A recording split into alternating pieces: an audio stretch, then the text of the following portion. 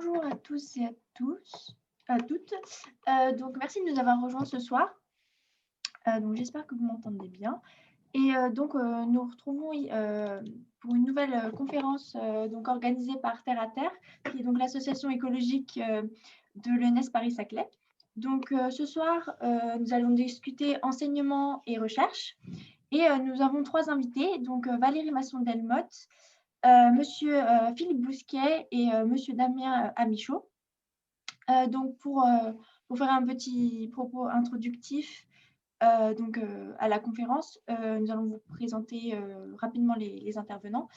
Vous pouvez poser, je vais parler des questions d'organisation. Vous pouvez poser toutes vos questions dans le chat et il y aura une partie dédiée aux questions à la fin des interventions. Et donc, n'hésitez pas à partager toutes vos questions tout au long de la conférence. Pour commencer, nous sommes heureux d'accueillir Valérie Masson-Delmotte, qui a accepté notre invitation. Donc, elle est paléoclimatologue et elle a soutenu une thèse en 1996 en physique des fluides et des transferts à l'École centrale Paris et qui était intitulée Simulation du climat de l'Holocène moyen à l'aide de modèles de circulation générale de l'atmosphère, impact des paramétrisations. Et ensuite, elle a intégré le laboratoire des sciences du climat et de l'environnement du CEA, où elle est devenue directeur de recherche. Elle étudie actuellement l'évolution des climats passés et l'impact du climat futur. Et elle a également écrit un ouvrage qui est intitulé Climat, le vrai et le faux, où elle répond à différents arguments avancés par les climato-sceptiques. Ensuite, depuis 2015, elle est coprésidente d'un groupe de travail, le groupe de travail numéro 1 du GIEC. Donc, le GIEC, pour petit rappel, c'est le groupe d'experts intergouvernemental sur l'évolution du climat.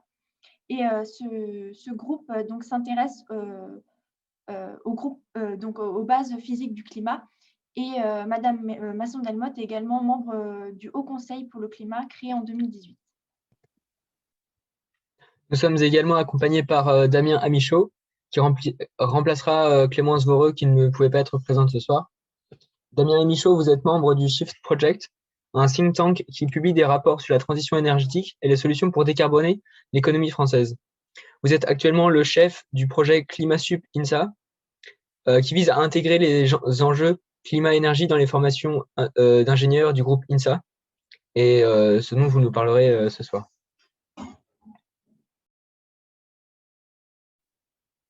Et donc enfin, notre troisième invité, c'est Monsieur Philippe Bousquet, qui est donc professeur à l'Université de Versailles-Saint-Quentin en Yvelines et qui est actuellement directeur du laboratoire des sciences du climat et de l'environnement, donc depuis 2019. Donc ses recherches portent notamment sur le cycle du carbone et les puits de gaz à effet de serre et également sur le système Terre. Il a été également responsable de plusieurs formations universitaires dédiées aux questions environnementales et ou climatiques au sein de l'université de Versailles-Saint-Quentin et de l'université Paris-Saclay. Donc, la conférence de ce soir commencera par un petit tour de table où chaque invité présentera ses travaux et ses recherches. Ensuite, nous ferons une partie un peu plus spécialisée sur la recherche au cœur des problèmes climatiques. Et enfin, une partie sur l'enseignement supérieur et les clés de la transition, comme étant l'une des clés de la transition écologique. On vous remercie pour cette conférence organisée par Terre à Terre et je vais laisser la parole à Eva pour commencer. Très bien. Donc, je vous propose de commencer par une petite présentation par Monsieur Bousquet, notamment sur le système Terre. Je vous en prie. Oui, voilà, donc on m'a demandé, alors je ne vais pas trop parler de mes recherches en fait, hein, mais je vais vous présenter très rapidement pour vous remettre en selle, parce que c'est des choses que vous avez déjà vues, un petit peu le système Terre. Donc j'ai quelques diapos, donc on a un système complexe en interaction, et donc avec des composantes que vous connaissez, l'atmosphère, tout ce qui est glace, la Terre interne, tout ce qui est eau, et puis la partie bien sûr vivant qui est en interaction avec tous ces éléments. Alors ce système, il subit ce qu'on appelle nous des forçages, hein, c'est des causes de variation, on va les voir juste après, qui peuvent être d'origine géologique, voilà, orbitale, solaire ou humaine plus récemment. Et puis tout ça interagit dans le système et produit des conséquences. Alors deux spécificités de ce système, hein, c'est qu'il y a beaucoup de couplage. Un couplage simple, c'est par exemple le vent sur la surface de l'eau qui va entraîner des courants, hein, donc en couplage océan-atmosphère, et des échanges après de chaleur et d'humidité. Et puis, il y a des rétroactions, c'est-à-dire qu'en fait, les conséquences peuvent rétroagir sur les causes, hein. Et donc ça, une rétroaction actuelle, par exemple, qui pose pas mal de questions, c'est la rétroaction vapeur d'eau, c'est-à-dire l'atmosphère s'échauffant aujourd'hui à cause du réchauffement climatique. On a de plus en plus de vapeur d'eau à cause d'une loi physique qui nous indique que quand il fait plus chaud, on peut mettre plus de vapeur. La vapeur d'eau, c'est un gaz à effet de serre, donc ça peut réchauffer plus, et donc ça peut entraîner de nouveau plus de vapeur d'eau, et ça peut amplifier un système. Donc ça, c'est la notion de rétroaction. Alors ce système, en fait, voilà, il subit des causes de changement. Alors, il faut juste que voilà. Et ces causes de changement, en fait, il y a un élément qui est très important, c'est le temps, en fait, hein, dans notre système. Il y a même certains physiciens qui disent que le temps, c'est la variable la plus importante. Alors sur le système climatique, elle l'est particulièrement. Donc vous avez sur ce diagramme que Valérie connaît bien, en fait une vision de la température de la Terre depuis 4 milliards d'années. À gauche, il y a 4 milliards d'années, hein, et puis là, on est aujourd'hui à droite. Et cette courbe est particulière parce qu'à chaque cartouche, si vous voulez, donc il y a différents cartouches, on étale le temps. C'est-à-dire que là, sur celui de gauche, vous avez 4 milliards d'années d'écart entre la gauche et la droite. Et puis là, vous avez les centaines de millions d'années, puis là, la million d'années. Et on étire de plus en plus. Et finalement, sur le dernier cartouche, voilà, il n'y a que 10 000 ans d'écart entre la gauche et la droite. Et qu'est-ce qu'on voit là-dessus? On voit que par rapport à la courbe ici, qui est le zéro, qui est finalement la température qu'il y avait au milieu du 19e siècle à peu près, la Terre a été le plus souvent plus chaud qu'aujourd'hui, hein, et on voit aussi que depuis 1 million d'années, on a ces périodes glaciaires interglaciaires, hein, sur lesquelles Valérie a beaucoup travaillé. Et puis ce qu'on voit aussi, c'est qu'on a eu un climat très stable les derniers milliers d'années qui a permis aux sociétés humaines de se développer. Et on voit que la perturbation qu'on subit aujourd'hui, finalement, elle est significative, mais elle est surtout très très rapide. C'est-à-dire que même en étirant le temps complètement, on s'aperçoit qu'elle est quasi instantanée en fait. Et c'est pas la plus forte, hein, on voit qu'il y a eu des perturbations plus fortes, mais elle est quand même très significative et rapide. Et donc les causes de ces changements, ce qu'il faut bien comprendre, c'est elles sont variables, ces causes, en fonction de l'horizon qu'on regarde. Donc si on regarde les milliards d'années, c'est l'évolution du Soleil dans le temps, hein, sur sa vie, c'est l'apparition des gaz à effet de serre et de la vie dans le système qui perturbe tout cet équilibre quand on regarde des milliards d'années. Quand on regarde des centaines de millions d'années, des dizaines de millions d'années, c'est la tectonique des plaques, c'est les montagnes, la création des montagnes, c'est le CO2 qui joue un rôle aussi un peu de cheville ouvrière là-dedans. Si on se rapproche un petit peu de nous et qu'on regarde sur des échelles de 10 000 ans ou de 100 000 ans, ce sont les paramètres orbitaux qui vont initier toute une chaîne de conséquences dans le système climatique. Et puis si on regarde là depuis quelques centaines d'années, on peut débattre depuis quand, mais en tout cas voilà, à l'échelle de centaines d'années, ce sont les activités humaines et les émissions de gaz à effet de serre. Donc évidemment, vous le savez, cet effet de serre, c'est très important. Vous avez ici une synthèse de ça, hein, qui est bien connue maintenant, très bien maîtrisée, c'est-à-dire que la chaleur est amenée par le soleil, l'atmosphère est relativement transparente à ce rayonnement qui est centré autour du visible, puisque vous voyez que par rapport à ce chiffre ici, peu importe le nombre, mais il y a à peu près la moitié de l'énergie qui arrive en surface de la planète, qui sert à chauffer notre planète, qui, comme tout corps, va rayonner ensuite, une fois qu'il est chaud, hein, pensez à vous quand vous sortez de la douche, va rayonner vers l'extérieur, donc vers l'espace, de l'énergie, mais pas dans la même gamme de longueur d'onde, puisque ça va être rayonné effectivement dans l'infrarouge. Et là, pour le coup, c'est plus la même histoire, et il y a tout un tas de gaz qui vont absorber ce rayonnement très fortement, la vapeur d'eau et les nuages en premier lieu, bien sûr, et puis, dans une moindre mesure pour l'effet de serre naturel, le CO2, le méthane et le protoxyde d'azote. Et donc, on a ce piégeage d'énergie et les 15 degrés en surface qui sont un peu plus favorables au développement de la vie que effectivement les moins 18 qu'on aurait sinon. Un élément important, c'est la transpiration aussi, hein, bien sûr, c'est-à-dire que toute l'évaporation de l'eau en surface, ça contribue fortement et significativement au bilan d'énergie de la planète. Et cette transpiration, comme nous, quand on transpire pour se refroidir, ça joue un rôle important pour refroidir la surface. Alors, ces gaz à effet de serre, ils évoluent. Si on zoome un petit peu sur le dernier millier d'années, vous avez toute la période stable un petit peu de l'Holocène, où les gaz étaient relativement stables. Alors, il y a des choses qu'on peut regarder, mais c'était relativement stable. Et puis, depuis 200 ans à peu près, on a une évolution rapide qui est liée aux activités humaines, on le sait aujourd'hui, hein, avec une multiplication par 2,5 du méthane et une augmentation de près de 40% du CO2, avec l'augmentation de la population mondiale. Alors, si on zoome un peu plus près encore des 40 dernières années, on voit que c'est toujours significatif, hein. Le CO2, ça fait plus 20% en 40 ans, le méthane plus 12% et les oxydes d'azote, en fait, plus 8%. Et donc, on connaît les mécanismes physiques aujourd'hui. Valérie travaille là-dessus, elle en parlera un petit peu après, j'imagine. Et donc, on sait bien que l'augmentation des gaz à effet de serre induit à long terme une augmentation de température, mais ce n'est pas un long fleuve tranquille. Et alors, moi, j'aime bien cette étude qui date un peu, qui montre un petit peu une attribution finalement du réchauffement, hein. Vous avez la courbe en haut à droite, ici en noir, qui vous montre l'évolution de la température, hein. Vous voyez bien que ce n'est pas un long fleuve tranquille. Globalement, ça augmente de presque 1 degré depuis 1850. Et si vous essayez, excusez-moi, si vous essayez d'attribuer à quoi c'est dû en fait cette augmentation, on met des composantes. On met le système naturel ici sous forme du phénomène d'oscillation pacifique, hein, le El Niño notamment. Donc on voit qu'il y a des fluctuations, ça monte, ça descend sur des fractions de degrés, à peu près 0,1, 0,2 degrés. Les volcans, les éruptions volcaniques stratosphériques qui vont avoir un effet refroidissant ponctuel, qui peut être assez fort, significatif. La variation de l'intensité solaire qui joue, mais qui joue à la hausse et à la baisse, hein, à chaque fois. Et finalement, ce qu'on s'aperçoit, c'est que la seule cause qui permet d'expliquer ces tendances, notamment sur les 60 dernières années, cette augmentation de la température ici, c'est l'influence des activités humaines via ces émissions de gaz à effet de serre qui contribuent à piéger un peu plus de rayonnement dans le système. Donc on a un réchauffement ou un changement climatique, disons, qui est pas forcément le plus fort qu'on a connu dans l'histoire de la Terre, mais qui est excessivement rapide, qui est lié au gaz à effet de serre avec une probabilité très très forte. Dans le dernier rapport du GIEC, on était à 95%, je crois. Valérie pourra nous préciser ça. Et qui donc fait cette spécificité-là et demande une action un petit peu spécifique de notre part, au sens où finalement, pour la première fois peut-être dans l'histoire de l'humanité, on a une influence quand même majeure et on a les clés, si on s'y met un peu, pour résoudre ces problèmes-là. Et en tout cas, essayer de limiter en tout cas leur impact. Voilà, je m'arrête là et je passe la parole à Valérie qui peut corriger les bêtises que j'ai dit éventuellement ou parler des différents éléments. Merci beaucoup pour cette présentation succincte mais très précise et très intéressante. Donc, Valérie Masson-Delmotte, vous êtes connue pour faire partie du GIEC et être co-directrice d'un des groupes. Qu'est-ce que le GIEC finalement? Parce que on entend beaucoup parler, mais on ne sait pas forcément ce que c'est.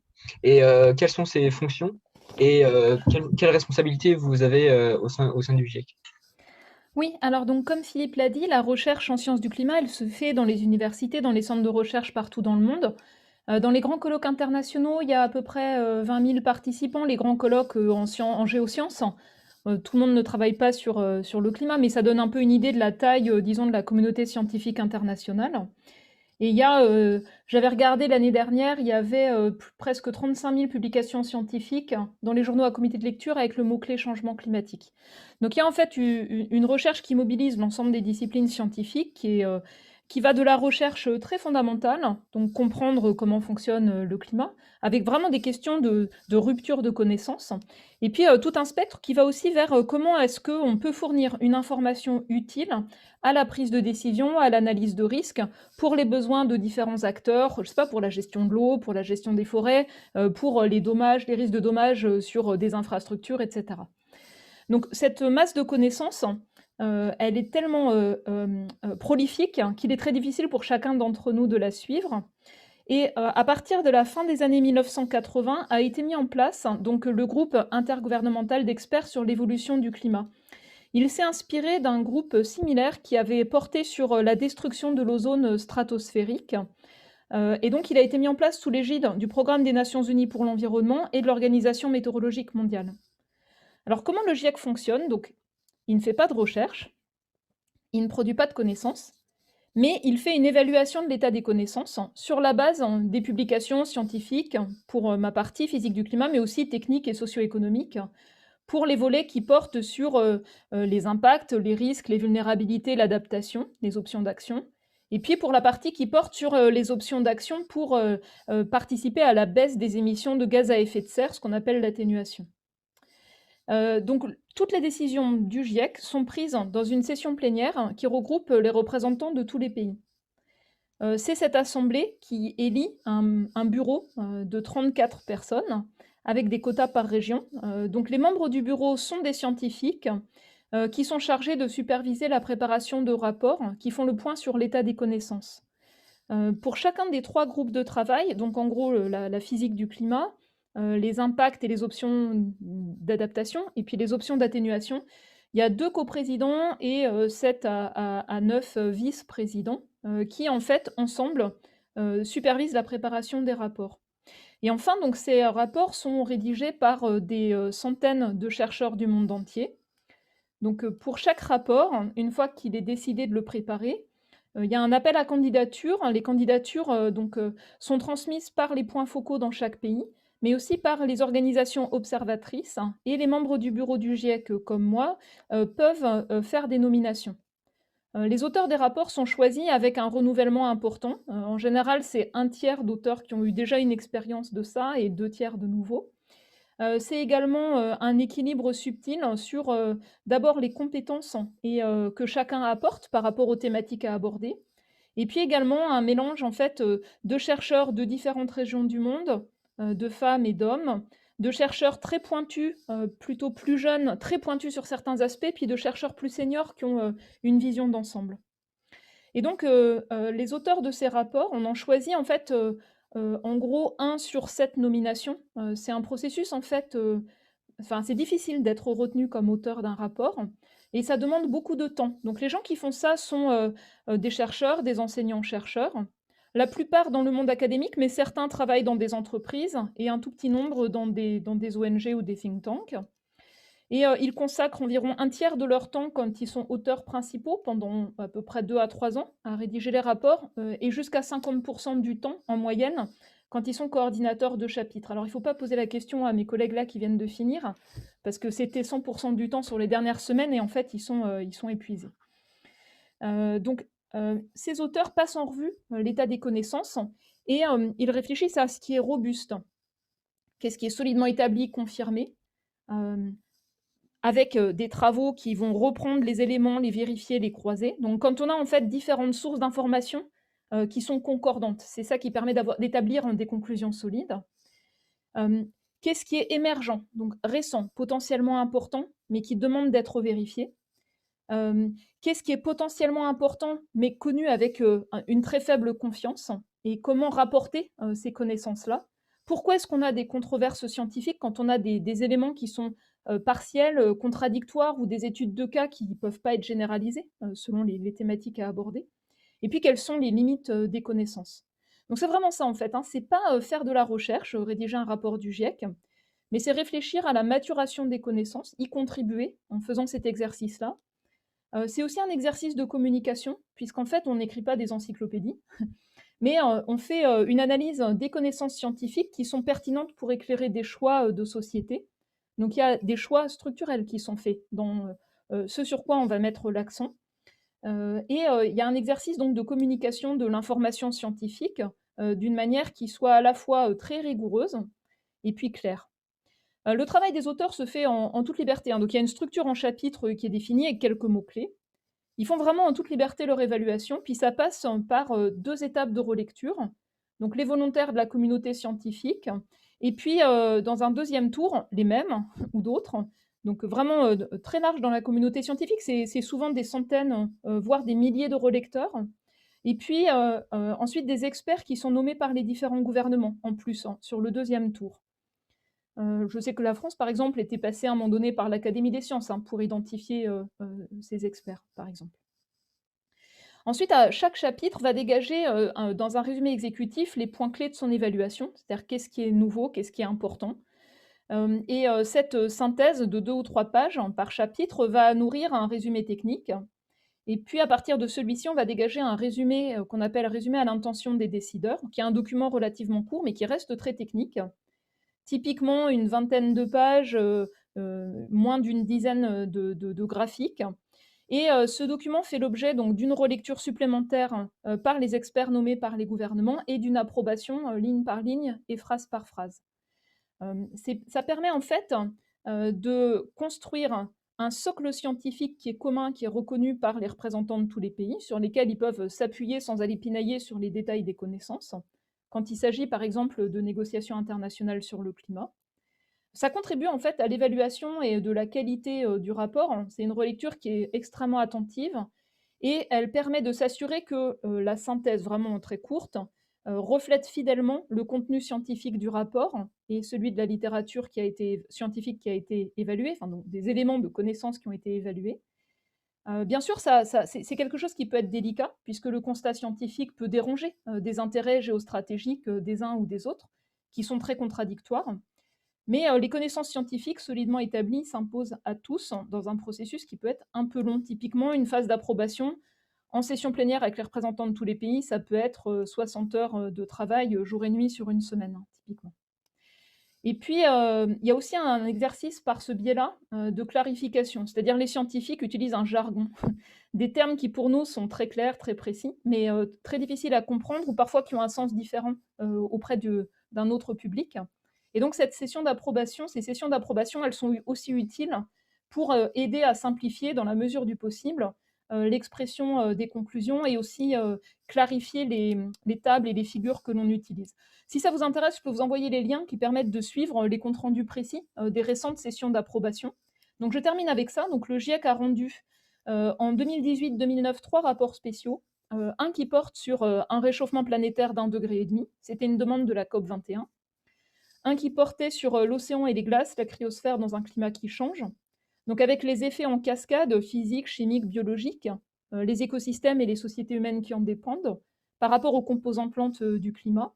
Et puis enfin un troisième qui portait sur le changement climatique et l'utilisation des terres, qui avait pour la première fois, qui s'adressait finalement à 3 grandes conventions, climat, biodiversité et désertification, et qui avait une approche en système alimentaire. C'est quelque chose qui a été extrêmement apprécié par les représentants des différents pays, qui souffrent en fait quand ils reçoivent en fait une information scientifique qui est en silo et cloisonnée. C'est quelque chose qui ressort en fait de l'attente en termes de besoin d'information pour éclairer des politiques publiques, d'avoir une approche plus intégrée. On a aussi la même question sur les liens climat et biodiversité.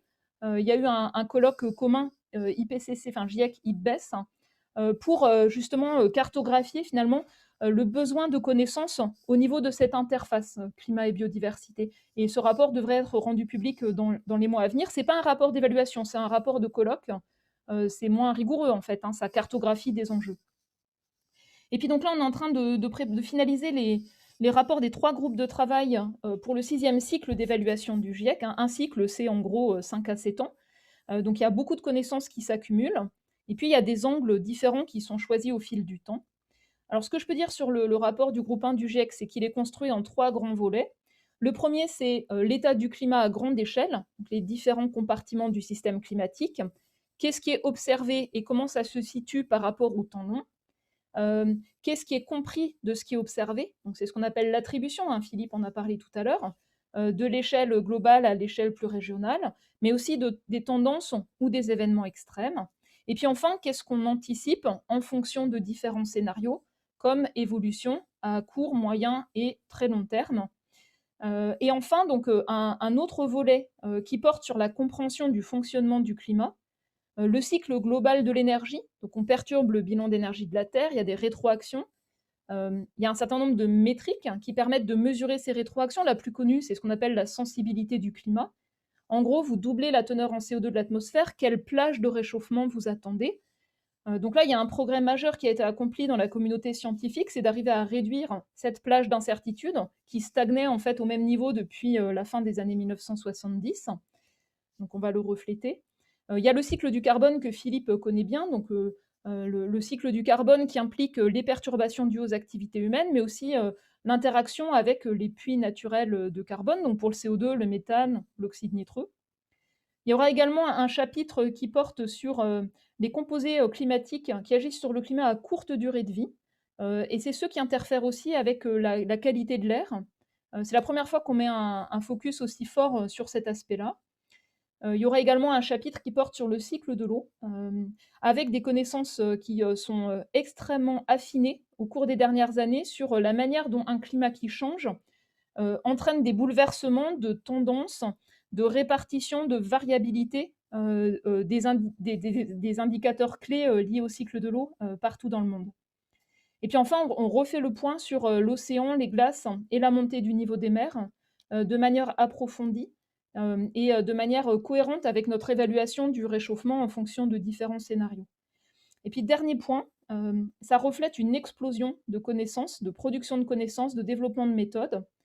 Le dernier volet du rapport qui porte sur l'information climatique à l'échelle régionale en appui à la prise de décision.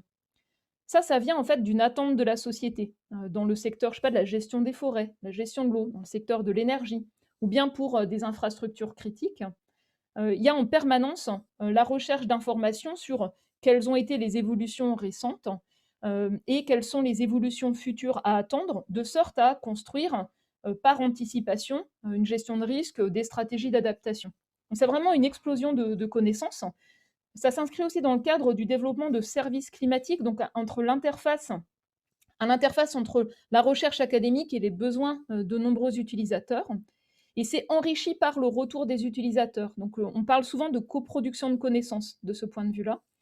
Donc on fait le point sur ces méthodes, on fait le point sur les événements extrêmes dans un climat qui change, et enfin on fait le point sur l'information climatique en appui à l'analyse de risques, donc des tendances, des extrêmes, mais aussi des valeurs au-dessus de seuil de tolérance dont on sait que cela provoque des impacts pour les différentes régions et pour différents systèmes, donc des systèmes humains ou bien des écosystèmes.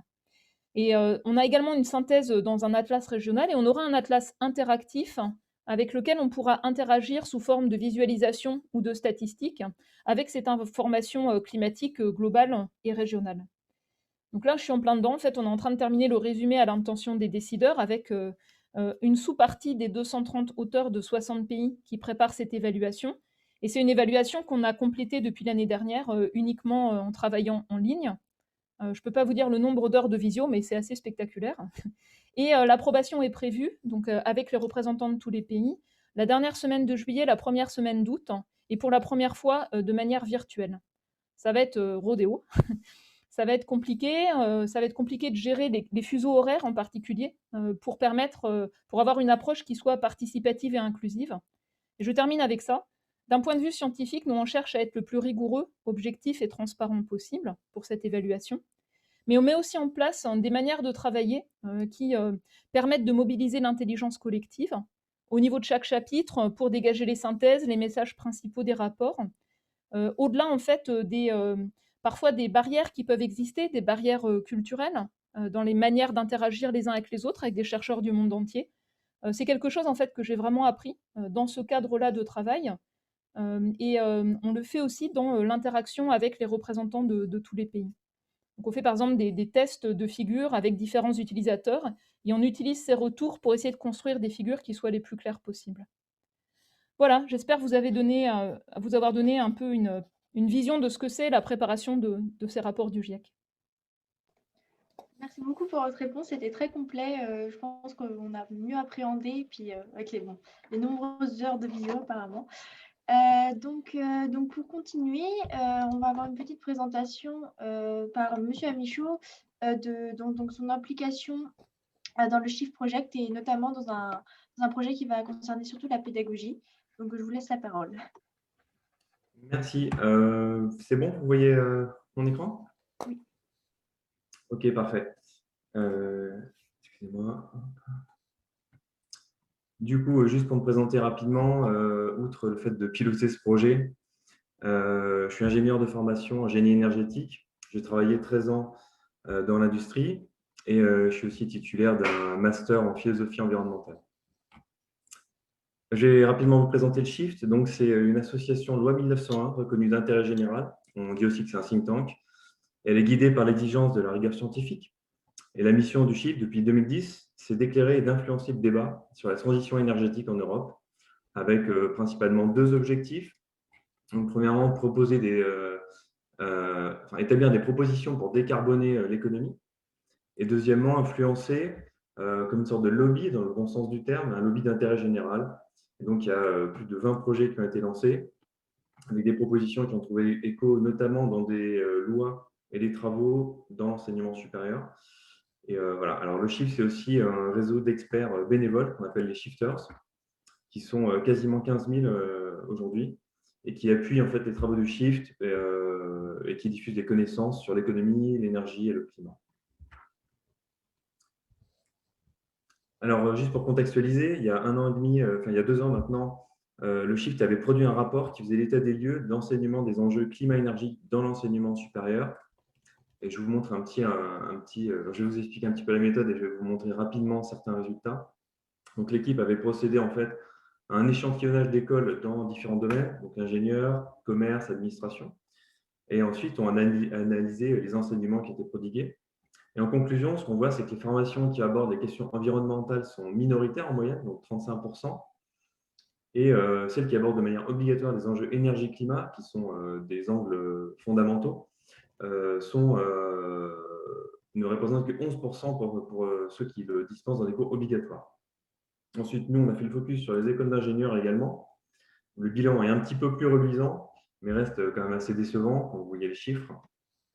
Et ça, c'est une analyse quantitative, mais ce qu'il faut voir aussi, c'est derrière la réalité de ces chiffres, c'est qualitativement, il faut comprendre qu'en fait, les cours obligatoires sont très peu présents en tronc commun et concernent en fait surtout des filières qui sont déjà spécialisées comme génie de l'environnement ou des filières dans les énergies renouvelables. Donc, c'est surtout les personnes qui sont déjà engagées ou convaincues par les questions environnementales au sens large qui reçoivent en fait ces enseignements. Donc, l'approche uniquement quantitative est un peu biaisée. Donc, suite à ce rapport-là, le groupe INSA, donc qui est le plus gros groupe d'écoles d'ingénieurs en nombre d'élèves, a souhaité créer un partenariat avec le Shift afin de mener un cas pilote d'une transformation profonde des enseignements pour répondre au mieux à ces enjeux socio-écologiques. Je ne vais pas détailler parce qu'on n'a pas trop de temps. Enfin, je vais détailler, mais je ne vais pas tout détailler. Donc ça, c'est simplement pour vous montrer rapidement les acteurs du projet. Donc, ça représente 13 écoles. C'est des formations en 5 ans. On est quasiment sur 20 000 étudiants et enseignants-chercheurs. On a un coordonnateur principal et un coordonnateur dans chaque école et beaucoup d'étudiants qui sont engagés avec lesquels on travaille. Et du côté du Shift, nous, on est une équipe de 4 personnes, dont 3 à temps dédié pour l'instant. Et on a aussi tout un réseau sur lequel on s'appuie. Et évidemment, on essaie aussi d'impliquer d'autres acteurs complètement externes à l'INSA ou au Shift pour en faire un projet collectif. Mais je détaillerai un petit peu ce point-là. Donc, à propos de la méthode, alors, je dois juste rappeler quelque chose, c'est que déjà, le périmètre de ce projet-là sont les formations initiales de l'ingénieur. C'est-à-dire qu'on ne va pas s'attaquer au campus ni à la recherche. Donc, c'est important pour vous que je le précise, quoi. Là, ce projet vraiment s'attaque aux formations initiales ingénieurs. C'est déjà un gros morceau.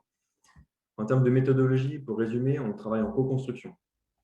On veut inclure un maximum de personnes et on s'attelle à l'établissement d'un état des lieux des offres de formation actuelles, un petit peu comme ce que je vous ai montré, mais de manière plus précise pour savoir d'où on part et où l'on va. Et ensuite, on a opté pour une construction progressive d'un référentiel d'objectifs d'apprentissage, donc c'est des connaissances et des compétences, qui intègre les enjeux socio-écologiques et on établit aussi comment ce programme pourrait se dérouler sur les 5 années. Alors voilà, je vais vous montrer les premiers résultats de l'état des lieux. On n'a pas encore terminé, mais si je vous montre par exemple le nombre de cours qui sont dédiés par année aux enjeux socio-écologiques, vous constaterez qu'il n'en existe aucun en tronc commun, c'est-à-dire sur les 2 premières années, semestre 1 à 4, il n'y en a aucun. Alors ça ne veut pas dire qu'il n'y a rien qui est fait, puisqu'il y a des enseignants qui peuvent les intégrer de manière plus ou moins partielle à leurs enseignements, en physique, dans des langues, voilà, ça peut être dans n'importe quel cours.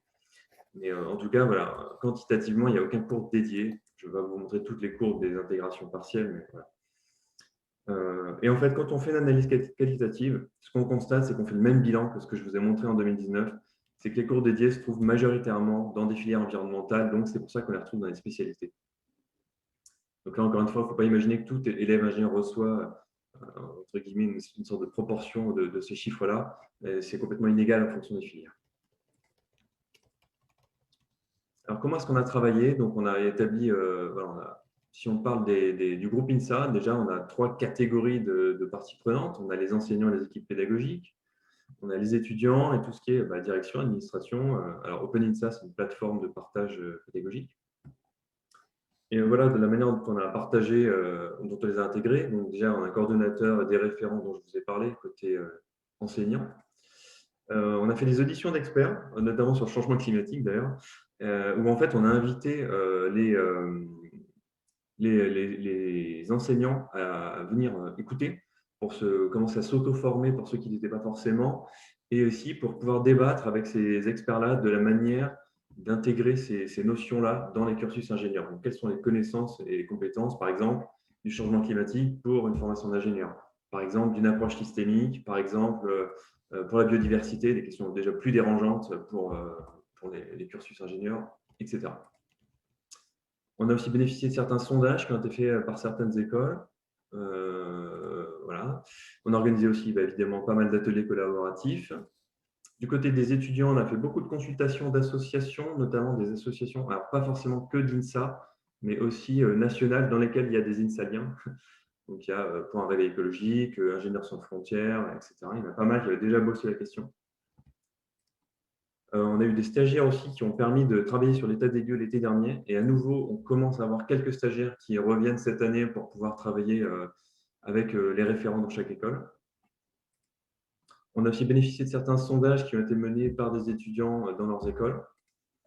Et on les a invités à des tables rondes à pouvoir débattre, à des ateliers également. Voilà. Du côté des directions et des administrations, là, c'est plutôt des bilans que nous, on a pu leur faire pour montrer comment ça avance et leur demander également du soutien, le cas échéant. Et là, on rentre dans une seconde phase où on va élargir le débat, en fait, autour d'un référentiel de connaissances et de compétences que je vais vous présenter très rapidement après. Ce qu'on veut, c'est qu'ils puissent être partagés de manière beaucoup plus large que les quelques personnes là, parce que bon, quand je dis référent, ce n'est pas forcément qu'une personne, des fois c'est des équipes. Mais ce qu'on veut, c'est que dans la démarche de co-construction, on puisse avoir beaucoup plus de retours, d'intégration d'étudiants et d'enseignants. Donc voilà, c'est pour ça qu'on veut absolument pouvoir élargir ce débat et on est en train de le faire. Donc il s'agit aussi de travailler concrètement à décliner en fait ce référentiel-là dans chaque établissement en intégrant dans les équipes des étudiants de manière systématique, ce qui n'est pas forcément toujours le cas. Et ensuite, concrètement, quel département veut se charger de quelles compétences, en quelle année, comment est-ce qu'on négocie, de quoi est-ce que chaque enseignant ou département a besoin pour mener ce projet, notamment en termes de formation, par exemple, et comment ça s'articule avec les autres départements. On a aussi commencé à faire des partages de bonnes pratiques entre écoles. Notamment, on a commencé une fois avec une conférence où on a montré un exemple d'intégration des low-tech dans un cours de conception. Excusez-moi. Et on a le support de cette plateforme pédagogique qui s'appelle OpenINSA, là, où on voudrait justement en faire une plateforme où on mutualise les ressources, les contenus de formation notamment. On travaille sur cette répartition sur 5 ans, comme je vous l'ai dit. Du côté des étudiants, c'est la même chose, on veut les intégrer au maximum. On songe, comme je vous ai montré, il y a 17 000 étudiants. Nous, on est 3,5 à travailler sur le sujet. On ne peut pas les interviewer un à un, c'est évident.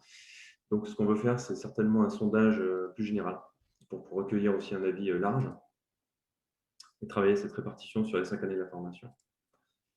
Du côté des directions, ce qu'on leur demande, c'est d'aider en fait, localement les équipes à être renforcées avec plus d'effectifs parce que c'est vraiment un projet d'ampleur. Il ne faut pas être isolé. Et il faut avoir des heures dédiées, c'est important. Il faut avoir aussi beaucoup travailler sur un plan de formation des enseignants. C'est une question assez cruciale, notamment les référents qui peuvent avoir une question de légitimité ou de recherche de documentation. Alors, je vais assez vite parce que je sais qu'on a un temps limité.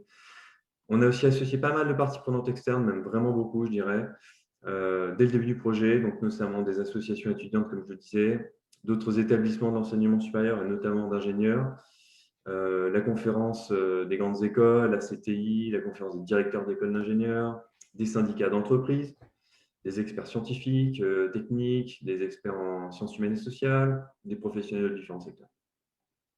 On sent qu'il y a une vraie collaboration et un besoin en fait, que ce besoin de réformer tout le secteur engage cette volonté, cette dynamique collective, et c'est vraiment tant mieux. Alors, juste quelques petits positionnements. Dans ce projet, ce qu'on a voulu faire, c'est poser un certain cadre et notamment de questionner le rôle de l'ingénieur vis-à-vis de plusieurs éléments. Par exemple, la technique, on considère qu'elle n'est pas neutre et qu'elle implique donc une dimension politique des actions des ingénieurs. Je ne dis pas que les ingénieurs sont des hommes politiques, hein, on dit que c'est la technique qui a une dimension politique. Et aussi par rapport à la société dans laquelle son action s'inscrit, avec un statut bien particulier qui est celui de cadre, et dans laquelle il exerce une responsabilité relativement importante, sans dire qu'il est on va dire, au sommet de la hiérarchie des décisions. Et aussi vis-à-vis de l'entreprise, on questionne son rôle, notamment le lieu de son action. Donc, cette entreprise, pour la plupart d'entre eux, ce cadre est à la fois limitant, mais il est cependant extensible. Et c'est un cadre décisionnel qui est très souvent collectif. Et donc, il faut bien garder ça en tête. L'ingénieur n'agit pas seul. Il n'est pas seul à porter sur ses épaules toutes ces questions. Alors, voilà ce qu'on a pu proposer à partir de ces positionnements et à partir du travail qu'on a effectué pendant environ 6 mois. On a voulu définir quelles étaient les compétences et les connaissances indispensables à l'ingénieur du XXIe siècle et aussi proposer leur articulation pour en favoriser la bonne compréhension. C'est un gros travail de tout résumer. Finalement, il y a tellement de sujets qui sont connectés à cette crise socio-écologique, c'est vraiment complexe. Donc voilà ce qu'on a proposé, c'est aussi une représentation visuelle pour mieux comprendre ce qu'on propose dans les futures formations des ingénieurs. Donc là, vous voyez uniquement les grandes catégories. Il y a aussi des sous-catégories qui précisent un petit peu les choses. Je ne vais pas pouvoir aller trop dans le détail, je pense, par rapport au temps qu'on a, mais très rapidement, à droite, il y a 3 disques concentriques qui représentent en fait les enjeux socio-écologiques que l'ingénieur du XXIe siècle doit comprendre et connaître. Donc tout d'abord, ce qui va intéresser notamment Philippe et Valérie, c'est les contraintes physiques. Voilà, et ce n'est pas pour rien qu'on a fait ça aussi en forme d'un globe plus ou moins bleu. C'est pour dire on est sur une Terre, on est sur une petite boule dans l'espace et il y a des contraintes qui sont incontournables, notamment le changement climatique, une limite en termes d'énergie et de ressources, mais également en termes de biodiversité, de capacité de production alimentaire des sols. Donc ensuite, il y a aussi la manière de faire et de prise en compte des enjeux sociaux et institutionnels. Donc on a tout un modèle de gouvernance des entreprises, des États, un système industriel existant, le système d'enseignement de la recherche, etc. Donc tout ça sont des outils à pouvoir mobiliser en vue des objectifs sociétaux dans lesquels en fait on veut que l'ingénieur puisse bien comprendre en quoi son travail y est connecté. Donc des objectifs relativement peu discutables tels que paix et justice, santé, et santé au sens extrêmement large, c'est-à-dire santé physique, mentale, santé sociale, santé environnementale. Donc, sur la partie gauche, ensuite, on montre bien que l'ingénieur s'inscrit dans ce monde, il n'est pas séparé, hein, et dans ces sociétés. Il doit également agir en qualité de citoyen, et donc, en fait, on a établi différentes catégories de compétences, de savoir-faire, savoir-être, qui lui permettent de relever le défi de la transition, notamment l'adoption d'une approche systémique et transdisciplinaire, pour qu'il puisse avoir une vue holistique de la crise et des réponses à lui apporter, et ainsi orienter sa réflexion. L'analyse des constructions et des choix passés, donc c'est-à-dire l'approche historique, lui permettent de mieux comprendre le présent et de participer à des trajectoires non seulement souhaitables, mais aussi crédibles. Ensuite, ayant saisi l'influence des sciences et des techniques sur la société, c'est ce que je disais tout à l'heure, il comprend et il sait prendre du recul et s'inscrire dans une démarche de co-construction en vue des objectifs sociétaux. Et enfin, son sens des responsabilités, donc son éthique et son esprit critique lui permettent de définir et d'engager une stratégie soutenable au niveau d'action qui est le sien, que ce soit au niveau de son entreprise, de son association ou à son niveau individuel. Donc voilà, on a pu poser un cadre et maintenant il s'agit qu'on concrétise ce référentiel en l'appliquant encore plus à chaque école. Pour alimenter, il faut qu'on alimente aussi ces compétences avec des exemples, avec des attendus plus détaillés. Ça, on est en train de le faire. Et donc, comme je le disais, on rentre dans une phase plus opérationnelle dans laquelle on accompagne en fait chaque établissement dans leur démarche, notamment dans la déclinaison vraiment opérationnelle de ce référentiel. Donc, faire le bilan des objectifs d'apprentissage qui sont déjà partiellement ou complètement enseignés, répartir les nouveaux objectifs par discipline, etc., etc. En plus, c'est vraiment un bon laboratoire d'idées puisque les écoles du groupe INSA sont des écoles très hétérogènes. On va de l'ISIS-Castres, où ils sont, je crois, 150 étudiants au total, à l'INSA de Lyon, qui est, il me semble, la plus grande école de France, ou pas loin, où ils sont 6000 étudiants. Donc, ça montre qu'on a vraiment des écoles assez différentes. Un petit bilan temporaire. Donc déjà, ce qu'on a, c'est un fort engouement de tous nos interlocuteurs, internes ou externes, au groupe INSA, étudiants, experts, autres établissements, entreprises, associations. On a de nombreux encouragements, on a beaucoup de propositions de contributions et c'est vraiment hyper motivant. Ensuite, concernant l'état des lieux, ça nous a donné pas mal de fil à retordre pour définir des indicateurs pertinents et indiscutables. C'est assez difficile quand même, notamment la partie qualitative. Et traiter les données, c'est aussi assez délicat. Homogénéiser les données, c'est assez difficile aussi. À propos de l'intégration des parties prenantes, donc notamment les enseignants, on voit qu'ils sont tous motivés, mais qu'ils se trouvent pour certains parfois démunis, notamment sur la question de la légitimité, donc du besoin de formation, mais aussi sur le besoin d'avoir du temps libre pour contribuer au débat, pour se former, pour adapter ses enseignements. Le Covid-19 n'a rien arrangé, évidemment. Ce besoin de formation a été identifié comme un des facteurs de succès de ce projet. Et ensuite, ce qu'on constate aussi, c'est qu'il faut absolument structurer la démarche parce que, comme je le disais, dans cette hétérogénéité d'établissements, on constate que ceux qui avancent a priori le plus vite, c'est ceux qui ont structuré le mieux leur démarche, c'est-à-dire qui ont une équipe tripartite qui est déjà bien structurée, ils ont un copil, ils ont des groupes de travail, ils ont des heures dédiées, etc. Ils ont intégré des étudiants aussi, bien sûr. Voilà, donc voilà, ce que j'ai dit, c'est qu'on veut intégrer plus d'enseignants et d'étudiants de manière bien plus large. Et concernant la dimension collective, on sent que les parties prenantes externes aussi sont vraiment volontaires pour partager les idées, des initiatives ou des contributions. Donc, il y a un vrai effet de catalyse. Et voilà, enfin, on a eu des bons retours sur notre référentiel, donc ça nous fait plaisir, mais c'est surtout que ça nous montre qu'a priori, on vise plutôt on va plutôt dans le bon sens, notamment sur sa logique, sur sa complémentarité entre les différentes disciplines, et sur la représentation aussi graphique, qui est aussi un grand besoin pour pouvoir s'approprier relativement rapidement. Enfin, pour certains enseignants-chercheurs, il y a vraiment besoin de parler de choses concrètes aussi. Ils n'ont pas forcément tous envie de conceptualiser les choses. Prendre des exemples, parler des bonnes pratiques dans d'autres établissements, décliner les compétences de manière opérationnelle, c'est important aussi. Voilà, je vous remercie pour votre attention et je répondrai à des questions plus tard. J'espère que je n'ai pas été trop long. Merci beaucoup pour votre présentation à tous les trois, qui balaye assez bien les enjeux propres à l'enseignement supérieur et la recherche. Deux domaines pour lesquels l'ENS Paris-Saclay et aussi dans une moindre mesure dans d'autres établissements, on est formé. Et donc, on peut se demander comment relier la recherche et l'enseignement supérieur, puisque l'enseignement supérieur vise à transmettre les dernières avancées en recherche. Et donc, on va se focaliser pour l'instant sur la recherche. Comment la recherche peut-elle aider à la transition écologique, d'après vous? Je ne sais pas qui veut commencer.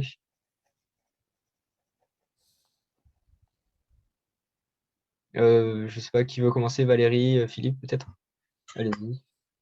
Alors en fait, donc il y a bien sûr, la production de connaissances. Général, il y a la production de connaissances en appui à l'analyse de risque, qui est un point important. Et puis, il y a la production de connaissances, en appui à ce qu'on peut appeler, très grossièrement, pour faire simple, la recherche, de solutions.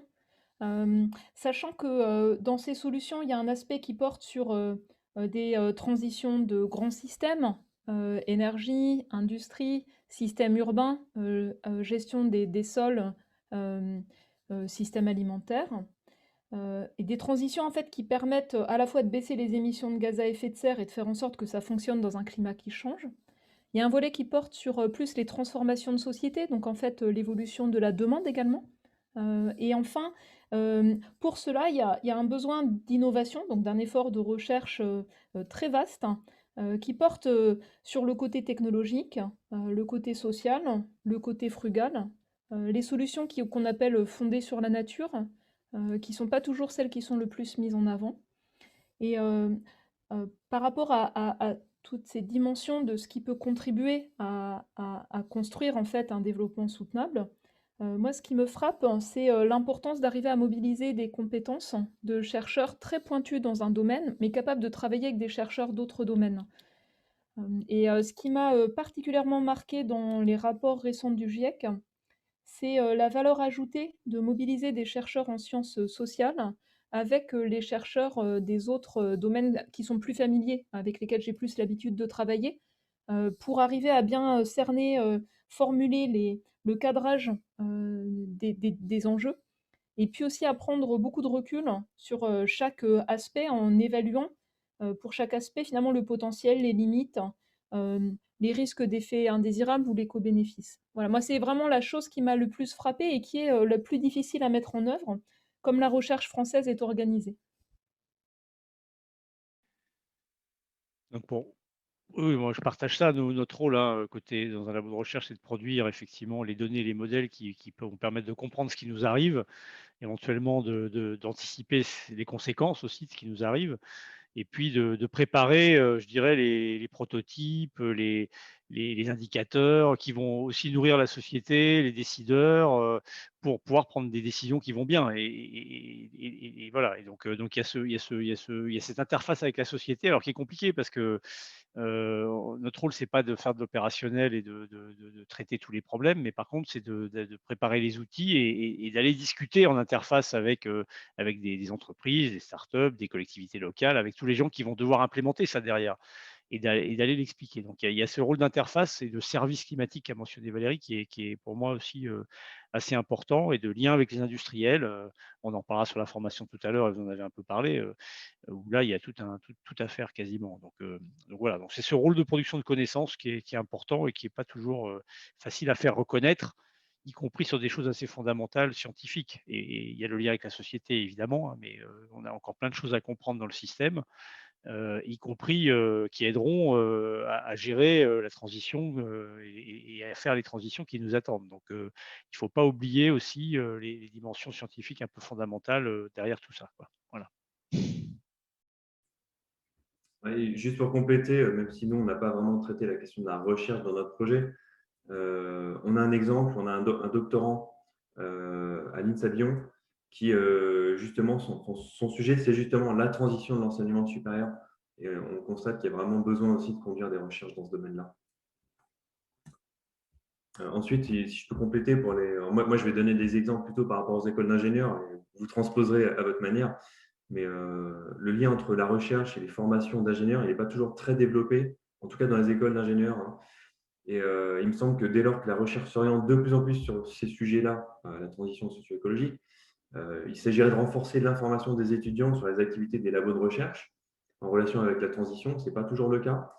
Et aussi, on peut penser à développer beaucoup plus de ponts entre les projets que les étudiants ingénieurs doivent mener dans le cadre de leur formation et les activités de recherche concrètes sur la transition socio-écologique. Voilà.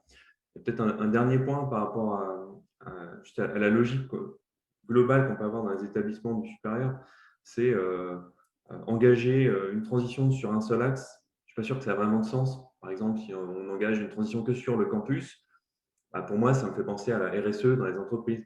Finalement, on ne s'attaque pas au cœur du problème. Alors que si on s'attaque également au cœur du problème, c'est-à-dire l'enseignement et la recherche, et avec le campus voilà, en mode 3 axes, là, on a une vraie cohérence et on a une vraie exemplarité finalement, sans compter le fait que finalement, on peut prodiguer aussi de nombreux projets concrets qui sont tout de suite visibles pour les étudiants. Donc, faire un éco-campus, ça peut être un projet pour des étudiants qui est sans arrêt, qui est un projet continu en fait, qui n'est pas un projet individuel et hors sol.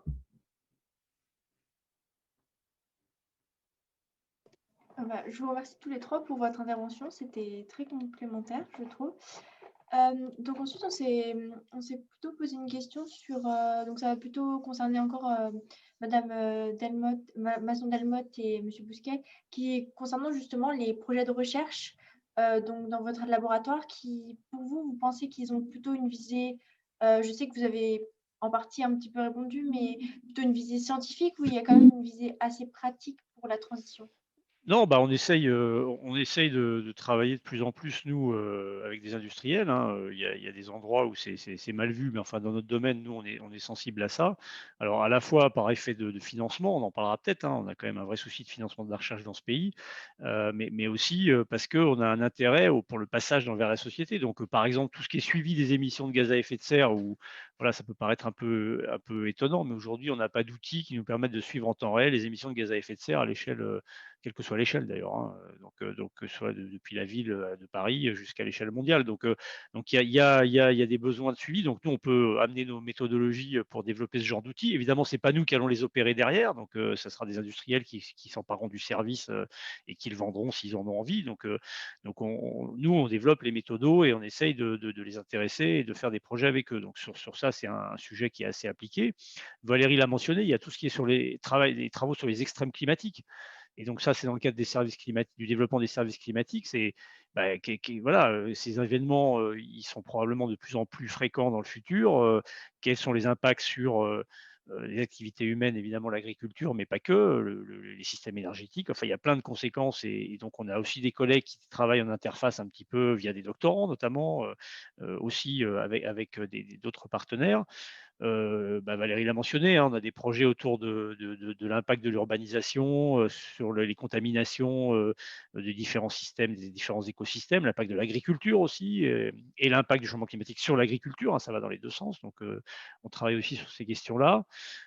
Et puis, on a de façon un peu plus lointaine, mais qui est quand même très importante, c'est d'aller chercher dans le passé, et ça, c'est le sujet de Valérie, hein, elle en parlera sûrement, mais donc c'est la paléoclimatologie, d'aller chercher dans le passé des événements et grâce aux capacités analytiques qui augmentent, on arrive à aller de plus en plus précisément dans le passé, y compris assez loin, pour chercher des événements qui vont nous permettre de mieux comprendre le système climatique, celui qu'on est en train de vivre en ce moment, dans des configurations qui sont jamais identiques, mais qui nous permettent, dans des climats chauds, dans des climats qui ont pu être un peu proches de ce qu'on va peut-être avoir d'ici quelques décennies, qu'est-ce qui se passe, comment le système réagit, et de mieux comprendre finalement ce qui nous attend et de pouvoir préparer des stratégies d'adaptation plus adaptées. Voilà.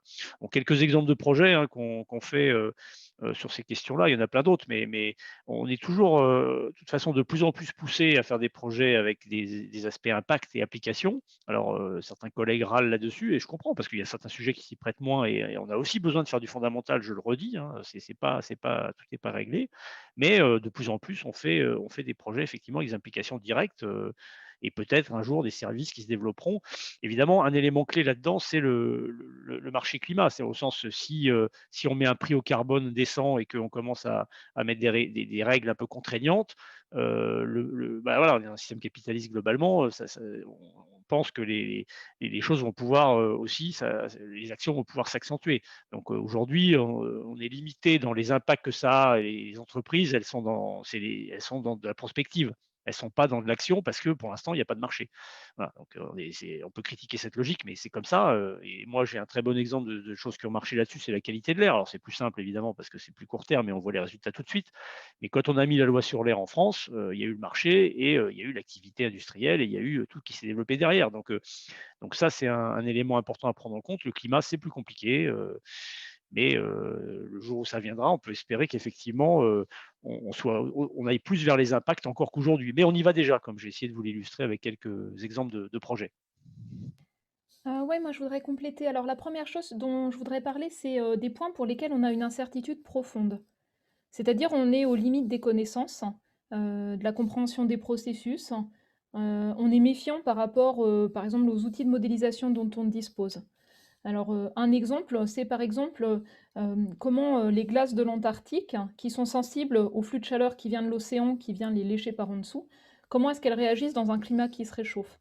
On a besoin de ruptures pour être capable de l'observer, ça. C'est aussi des ruptures technologiques, des systèmes instrumentaux nouveaux qui permettent d'observer, le plus possible à distance, des choses très difficiles à observer. On a besoin de ruptures sur nos outils de modélisation. La modélisation de la déformation de la glace, c'est vraiment de la belle physique en fait, hein, mais pas facile à résoudre. Et puis, on a besoin de mobiliser des connaissances, par exemple, sur les périodes chaudes passées, qui permettent finalement de caractériser les réponses à des épisodes chauds passés qui ne sont pas analogues à la situation actuelle, mais qui sont une source d'information particulièrement utile. Vous voyez que je vous esquisse en fait des grands faisceaux d'informations. Il y a aussi maintenant un ensemble de recherches qui essayent de mettre un cadre un peu formel autour de sources d'informations disparates pour contraindre les modèles imparfaits qu'on a aujourd'hui par rapport à toutes les informations dont on dispose. Et c'est quelque chose qui émerge de plus en plus, où on a aussi besoin parfois d'un cadre mathématique un peu approfondi pour progresser et intégrer ces différentes sources d'informations. Philippe pourrait dire la même chose sur le méthane, je pense. Le deuxième exemple que je veux développer, c'est ce qu'on apprend d'un événement ponctuel, un événement extrême par exemple, qui provoque des impacts très forts. Alors on peut donner quelques exemples, mettons une vague de chaleur en France qui atteint 45 degrés au mois de juin 2019, c'est un événement à fort impact. Et après, on peut arriver à analyser cet événement. Est-ce que c'est un événement rare qui se produit une fois par siècle, mais qui fait partie de la variabilité naturelle du climat? Est-ce que c'est un événement dont les caractéristiques, la probabilité d'occurrence ou l'intensité sont modifiées dans un climat qui change? Est-ce que c'est un événement qui est amené à se répéter dans un climat qui se réchauffe et comment ça change en fonction, par exemple, du niveau de réchauffement à venir? Comment utiliser le retour d'expérience des impacts observés aujourd'hui pour analyser où sont les expositions, les vulnérabilités? Comment construire des stratégies d'adaptation pour réduire ces expositions, ces vulnérabilités, et faire en sorte que si le même événement se reproduit, on ait moins de conséquences. Vous voyez ce que je veux dire? Et donc, je prends juste un fil, mais c'est vraiment quelque chose qui se développe de plus en plus pour mieux comprendre finalement, mieux donner sens à des événements observés. Et souvent, c'est très important pour mobiliser un ensemble d'acteurs. Des événements ponctuels qui désorganisent par exemple des chaînes de valeur, des chaînes d'approvisionnement pour des secteurs d'activité, vont en fait entraîner une réflexion sur la résilience, la gestion de risque, dans un ensemble de secteurs d'activité, de production, de distribution, commerce ou autres. Le troisième exemple que je veux donner, c'est celui en fait du retour d'expérience que j'ai à travers le Haut Conseil pour le climat. C'est très net, pour guider des politiques publiques, on a besoin d'avoir des outils méthodologiques pour être capable, par exemple, d'évaluer l'impact d'un projet de loi en termes d'émissions de gaz à effet de serre. Est-ce que c'est neutre? Est-ce que c'est négatif? Est-ce que c'est positif? On a besoin d'outils pour être capable de définir sur un projet de budget à l'échelle d'un État, d'un ministère, à l'échelle d'une collectivité, à l'échelle d'une ville ou à l'échelle d'une entreprise, si ce budget est aligné avec la stratégie climat ou pas. Et ça demande de mobiliser des compétences qui relèvent aussi de la recherche et du développement. Ça n'existe pas de manière standard aujourd'hui. Et c'est quelque chose qui est vraiment à l'interface entre un ensemble de connaissances très variées et des outils en appui à la prise de décision. Et je termine avec ce côté-là. Dans le cadre d'une action volontaire, efficace, performante pour le climat, il y a besoin aussi de cadres méthodologiques pour faire des stress tests. C'est ce qui ressort par exemple du secteur des actuaires. Les actuaires, c'est ceux qui font l'analyse de risque. Par exemple, en amont de gros investissements ou par rapport aux effets assurance-réassurance. C'est la catégorie le métier qui est en fait le plus en phase avec l'utilisation de l'information climatique pour réduire les risques en réalité, en infléchissant des choix stratégiques d'investissement, etc. Et donc, quelle méthode pour faire des stress tests climat? Comment arriver à faire en sorte que ce soit transparent, rigoureux, que ça intègre les connaissances et leurs incertitudes? C'est aussi des voies de recherche.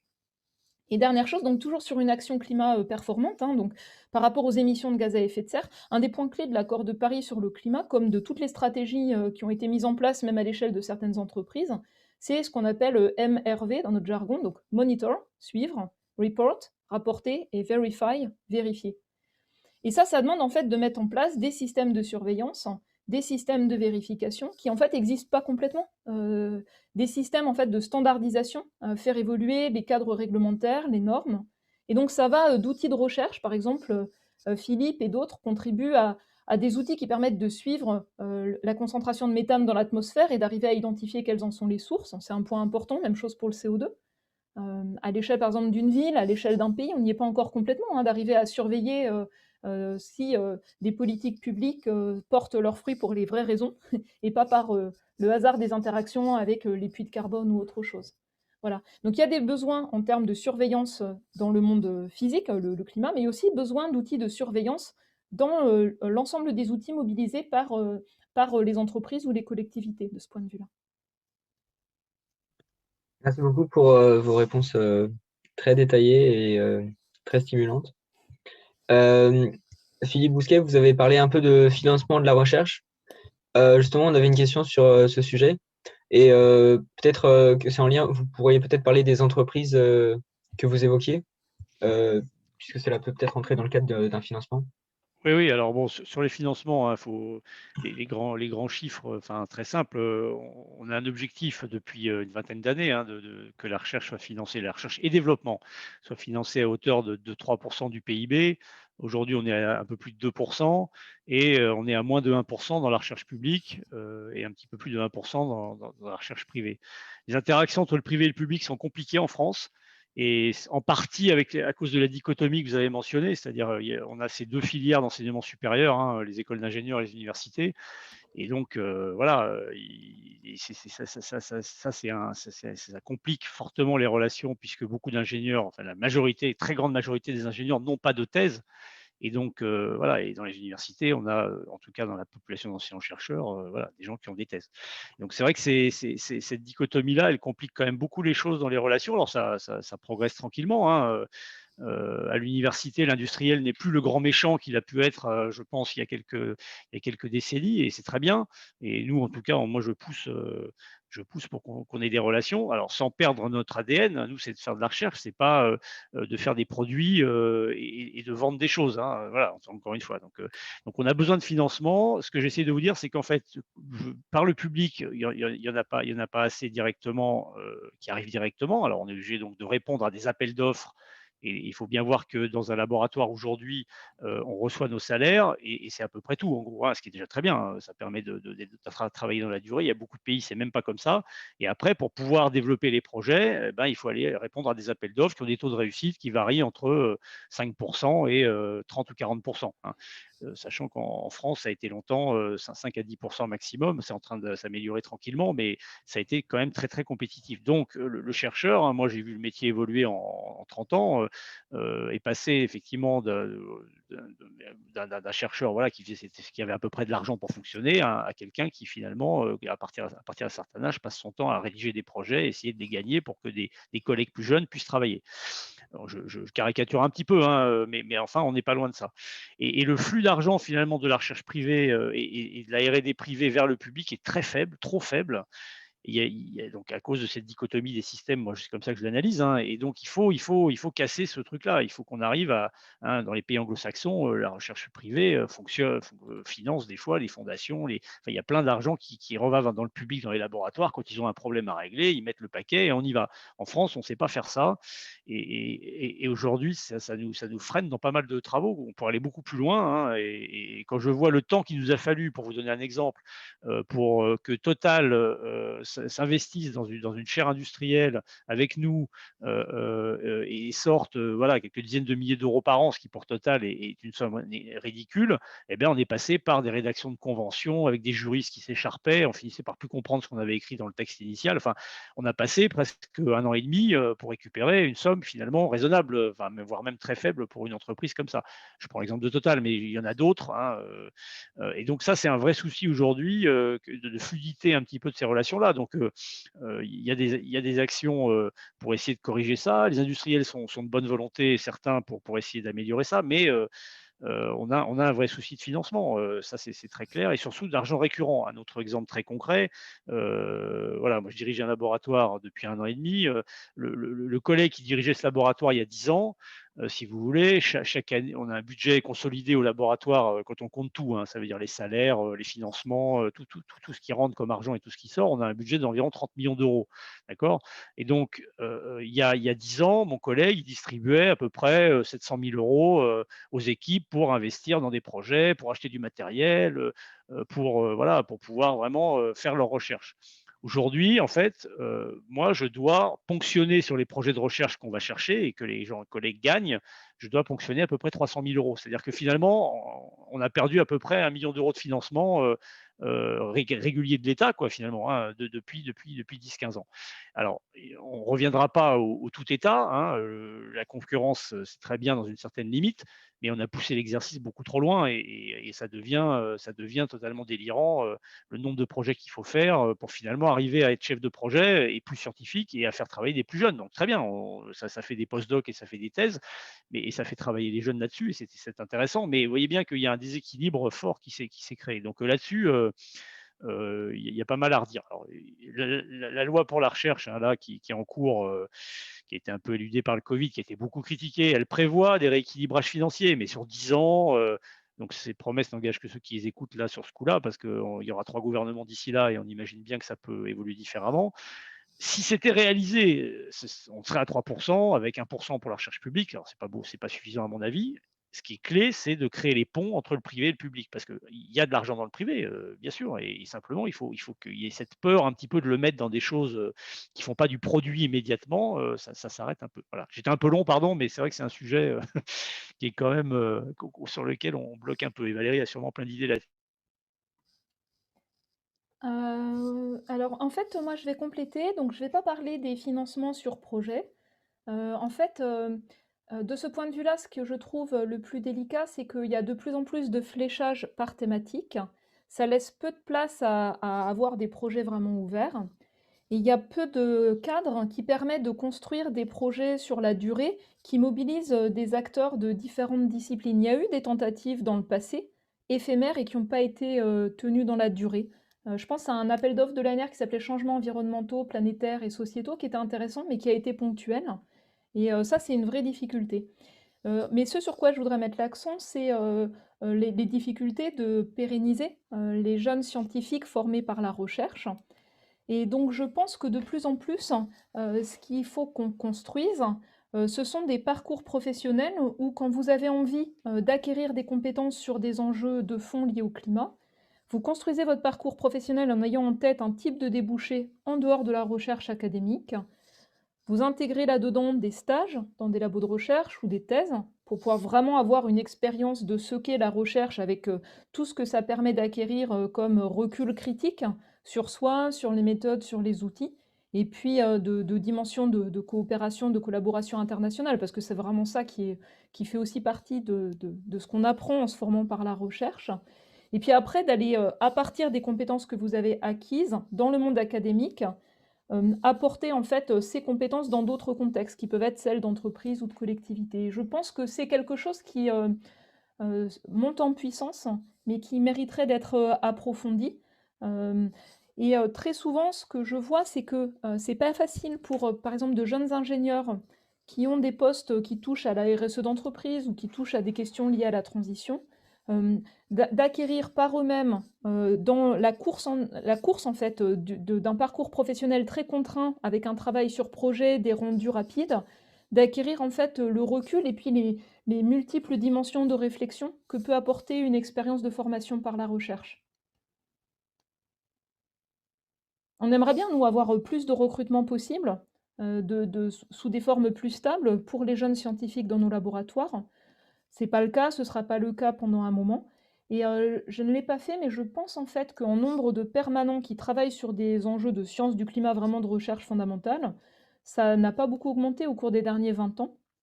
Sachant qu'on est sous pression constante, c'est-à-dire on est sous pression de produire des connaissances, on est sous pression de les partager, parce qu'en fait, souvent on a besoin des gens très pointus pour partager ces connaissances dans d'autres contextes, les enseigner, et on est aussi sollicité pour des actions d'expertise. Je parlais du GIEC, hein, par exemple, c'est une pression qui s'exerce sur les auteurs qui contribuent au rapport. Ça affaiblit leur capacité de faire de la recherche pendant qu'ils le font. Et enfin, il y a également une attente très forte d'un engagement qui sort du cadre professionnel, mais plus qui touche au partage des connaissances vers l'ensemble de la société. Chacun d'entre nous, dans le laboratoire où je travaille, on pourrait passer notre vie à intervenir, par exemple, avec des enseignants dans des classes, tellement il y a un besoin de ce partage de connaissances très large. Voilà. Et donc là aussi, c'est un vrai enjeu. Et donc, du coup, je pense qu'il faut arriver à faire émerger d'autres interfaces et d'autres systèmes de médiation par des gens qui comprennent bien ce qu'est la recherche sur le climat, mais qui sont capables, en fait, de mobiliser ça dans d'autres secteurs d'activité, y compris sur les aspects d'enseignement et de partage de connaissances qui sont clés, parce qu'on l'a peut-être un peu esquissé tout à l'heure, mais pour porter les transformations profondes dont on parle, il faut penser autrement. Donc, je vous remercie pour vos réponses. Du coup, on va pouvoir passer, ça me fait une bonne transition pour la suite. Comme vous venez de discuter sur justement l'aspect recherche, comme vous l'avez mentionné, l'aspect enseignement est très important et donc la pédagogie dans l'enseignement supérieur peut être l'une des clés dans la transition écologique. Et donc, on va justement plutôt se focaliser sur cet aspect-là désormais. Donc, selon vous, donc je ne sais pas qui veut prendre la parole en premier, mais quel serait du coup le rôle de l'enseignement supérieur, justement, même si vous en avez commencé à en discuter un petit peu, dans cette transition et quel serait le rôle également des étudiants qui auraient suivi l'enseignement qui serait plus porté sur l'écologie. Je ne sais pas qui peut commencer si vous voulez. Ici. Ouais, si on prend un peu de hauteur sur la question des formations, moi je dirais qu'on peut distinguer 3 grands niveaux. Il faudrait prodiguer la conscience déjà des enjeux socio-écologiques pour les humains, c'est-à-dire les conditions de vie, la santé, les inégalités pour les générations actuelles, les générations futures, et aussi la compréhension de ces enjeux par rapport aux êtres vivants non humains. Et la prise de conscience, ça paraît être la première étape qui est indispensable, qui mène vers un chemin d'une action, on va dire, volontaire. Et en termes d'approche pédagogique, il y a aussi quelque chose qui peut être intéressant, c'est une proximité physique avec ces problématiques qui permet de mieux ressentir profondément ces enjeux. Donc, par exemple, si on visite une exploitation agricole qui montre soit des pratiques de l'agriculture industrielle, de la chimie par exemple, ou alors une exploitation en permaculture qui montre la beauté des interactions du vivant, mais qui montre aussi les effets délétères du changement climatique sur les pratiques agricoles, les difficultés auxquelles sont confrontés les exploitants, aussi quelle peut être la dimension sanitaire de l'utilisation de certains produits pour les exploitants, mais aussi pour les consommateurs. Ensuite, je pense qu'il y a un deuxième niveau, c'est la compréhension plus fine des mécanismes qui sont sous-jacents à ces enjeux. Et c'est à tout niveau, technique, mais pas uniquement.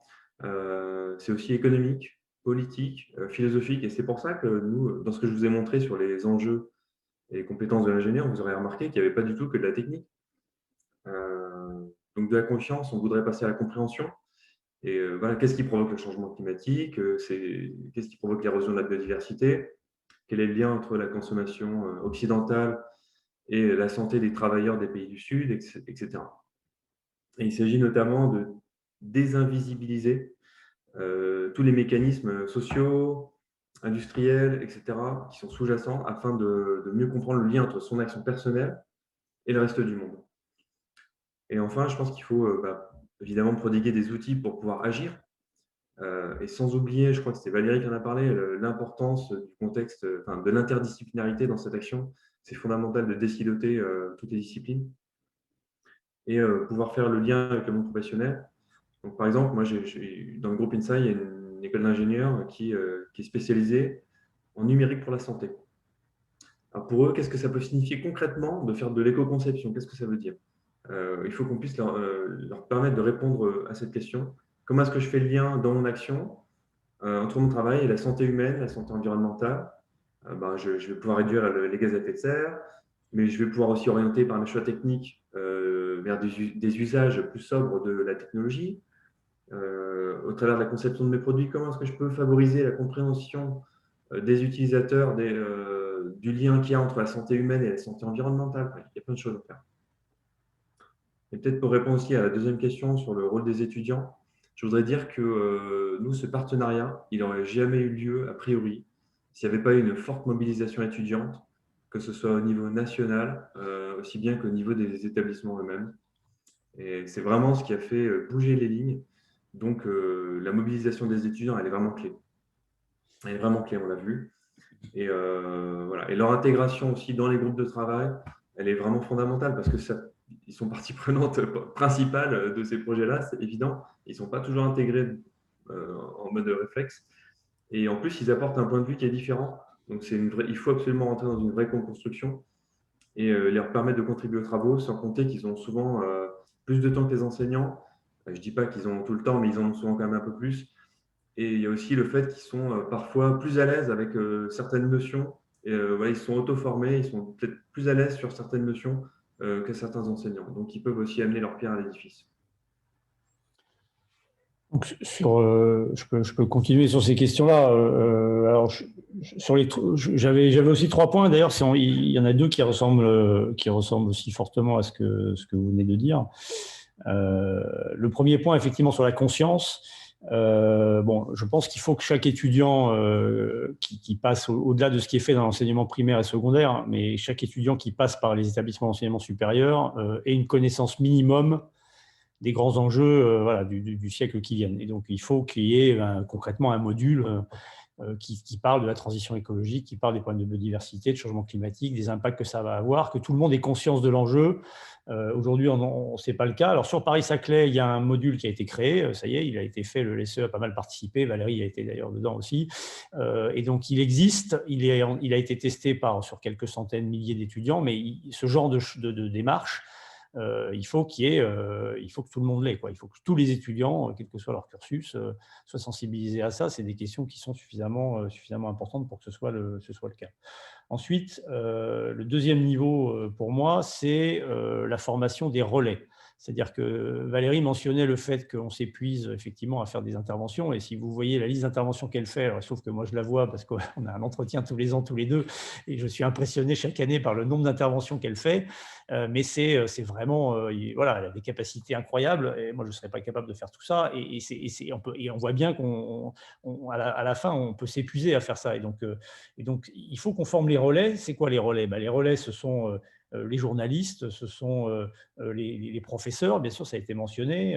Ce sont aussi les décideurs politiques. La plupart de nos décideurs viennent des sciences humaines et sociales. Ils ne comprennent rien aux sciences dures. Et donc, il y a un vrai travail là à faire sur ces questions-là. Et donc tous ces relais-là, parce que c'est plus efficace. Former les relais, c'est plus efficace. Et donc, il faut inscrire dans la durée des formations, y compris continues, de tous les relais. Et donc, on a par exemple sur Paris-Saclay, je prends l'exemple qu'on connaît, on a une formation climat et médias qui forme des journalistes professionnels et communicants professionnels et étudiants qui veulent se diriger vers ces filières-là, à comprendre le changement climatique, à comprendre ses impacts, à comprendre ses interactions avec la société.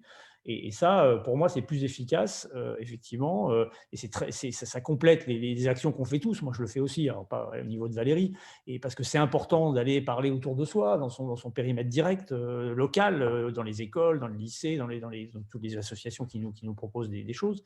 Mais les relais, ça nous permet, je pense, de passer à une dimension encore plus importante. Et puis la troisième dimension, qui est l'intégration, c'est qu'il faut qu'on arrive en formant les profs, effectivement, des universités et des écoles, à intégrer, vous avez pris des exemples, à intégrer dans tous les enseignements la dimension, effectivement, transition écologique, quoi. C'est-à-dire que quand on fait un enseignement de génie civil, et dans le BTP en France, alors là, on est dans des années-lumière de ces questions-là, d'être capable d'intégrer ces questions d'environnement. Quand on voit les compétences des gens pour installer des entreprises, pour installer des systèmes énergétiques performants ou des isolations performantes, on est à l'âge de pierre. Donc ça, c'est un exemple. Mais partout, on devrait intégrer comme une contrainte parmi d'autres. Quand on fait des cours après appliqués dans les APA, applicatifs, alors dans les écoles, c'est le cas, et même à l'université, sur des cours sur des thématiques applicatives, il faut, ce que vous avez pris comme un exemple, ça a été dit, intégrer la dimension climat, mais pas que, biodiversité, enfin tout. Quel est le coût effectivement carbone, quel est le coût environnemental de ce que je vais faire comme activité? Et que ça se soit imprégné, quoi. Et on voit bien qu'on en est très, très loin, quoi. Voilà. Donc moi, c'est les trois dimensions qui me semblent importantes. On n'est pas complètement nul là-dessus. Comme je dis, il y a déjà des modules qui existent, il y a déjà des formations qui se mettent en place, mais il faut passer à la vitesse supérieure. Et ce n'est pas évident parce qu'effectivement, moi, je vois comme on a monté notre formation climat et médias, c'était à coût de subvention en allant chercher avec les dents quelques milliers d'euros parce que créer une formation en ligne, ça a un coût. Et tout ça est très mal pris en compte par les établissements. Il a fallu, c'était à la croix et la bannière pour se faire payer quelques heures de décharge pour les collègues qui s'investissaient. Enfin, bon, tout est un petit peu figé et il faut bouger le système. Là. Il y a vraiment une vraie truc. Et puis, bon, les étudiants, bien sûr, vous avez mentionné à la fin, les étudiants dans le supérieur, ils sont amenés à être les cadres, effectivement, dans les entreprises et dans les collectivités et partout dans le futur. Donc, c'est évidemment important de leur donner non seulement la conscience au départ, mais de pouvoir, à ceux qui ont envie de creuser, qu'ils puissent le faire. Aujourd'hui, ce n'est pas forcément le cas, puisque vous l'avez bien montré, il y a plein d'endroits où on n'a pas accès à des modules sur ces questions-là. Et donc, ça doit changer aussi, quoi. Alors, je vais compléter de mon point de vue. Donc moi, depuis longtemps, j'ai un engagement personnel pour faire en sorte qu'il y ait un enseignement, en tout cas des connaissances qu'on accumule dans les laboratoires de recherche sur le climat. Je l'ai fait depuis que j'étais en thèse, en fait. Ça me paraissait évident. En gros, je suis payée par la société pour faire une recherche qui me passionne. Et le fait de transmettre, de partager, c'est, à mon sens, rendre à la société ce pourquoi on me paye. Et puis, par ailleurs, compte tenu des enjeux, ça m'aide à mieux dormir, de me dire que les gens... que j'aide un peu à combler un fossé entre ce que nous, on sait dans nos laboratoires et ce que la plupart des gens autour de moi savent. Voilà, ça c'est le deuxième volet. Donc, il y a un renforcement au niveau de l'éducation nationale. Et par exemple, il y a un tronc commun de sciences en terminale sur les enjeux climat. C'est quoi? C'est climat, énergie et société, je crois. Et ça a été obtenu grâce à la mobilisation des élèves, en fait, hein. Ça a beaucoup joué dans le fait de mettre en place de manière assez rapide ce tronc commun.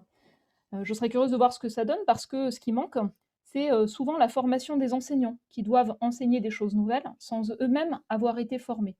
Le seul pays du monde qui a fait ça correctement, à mon sens, c'est Singapour.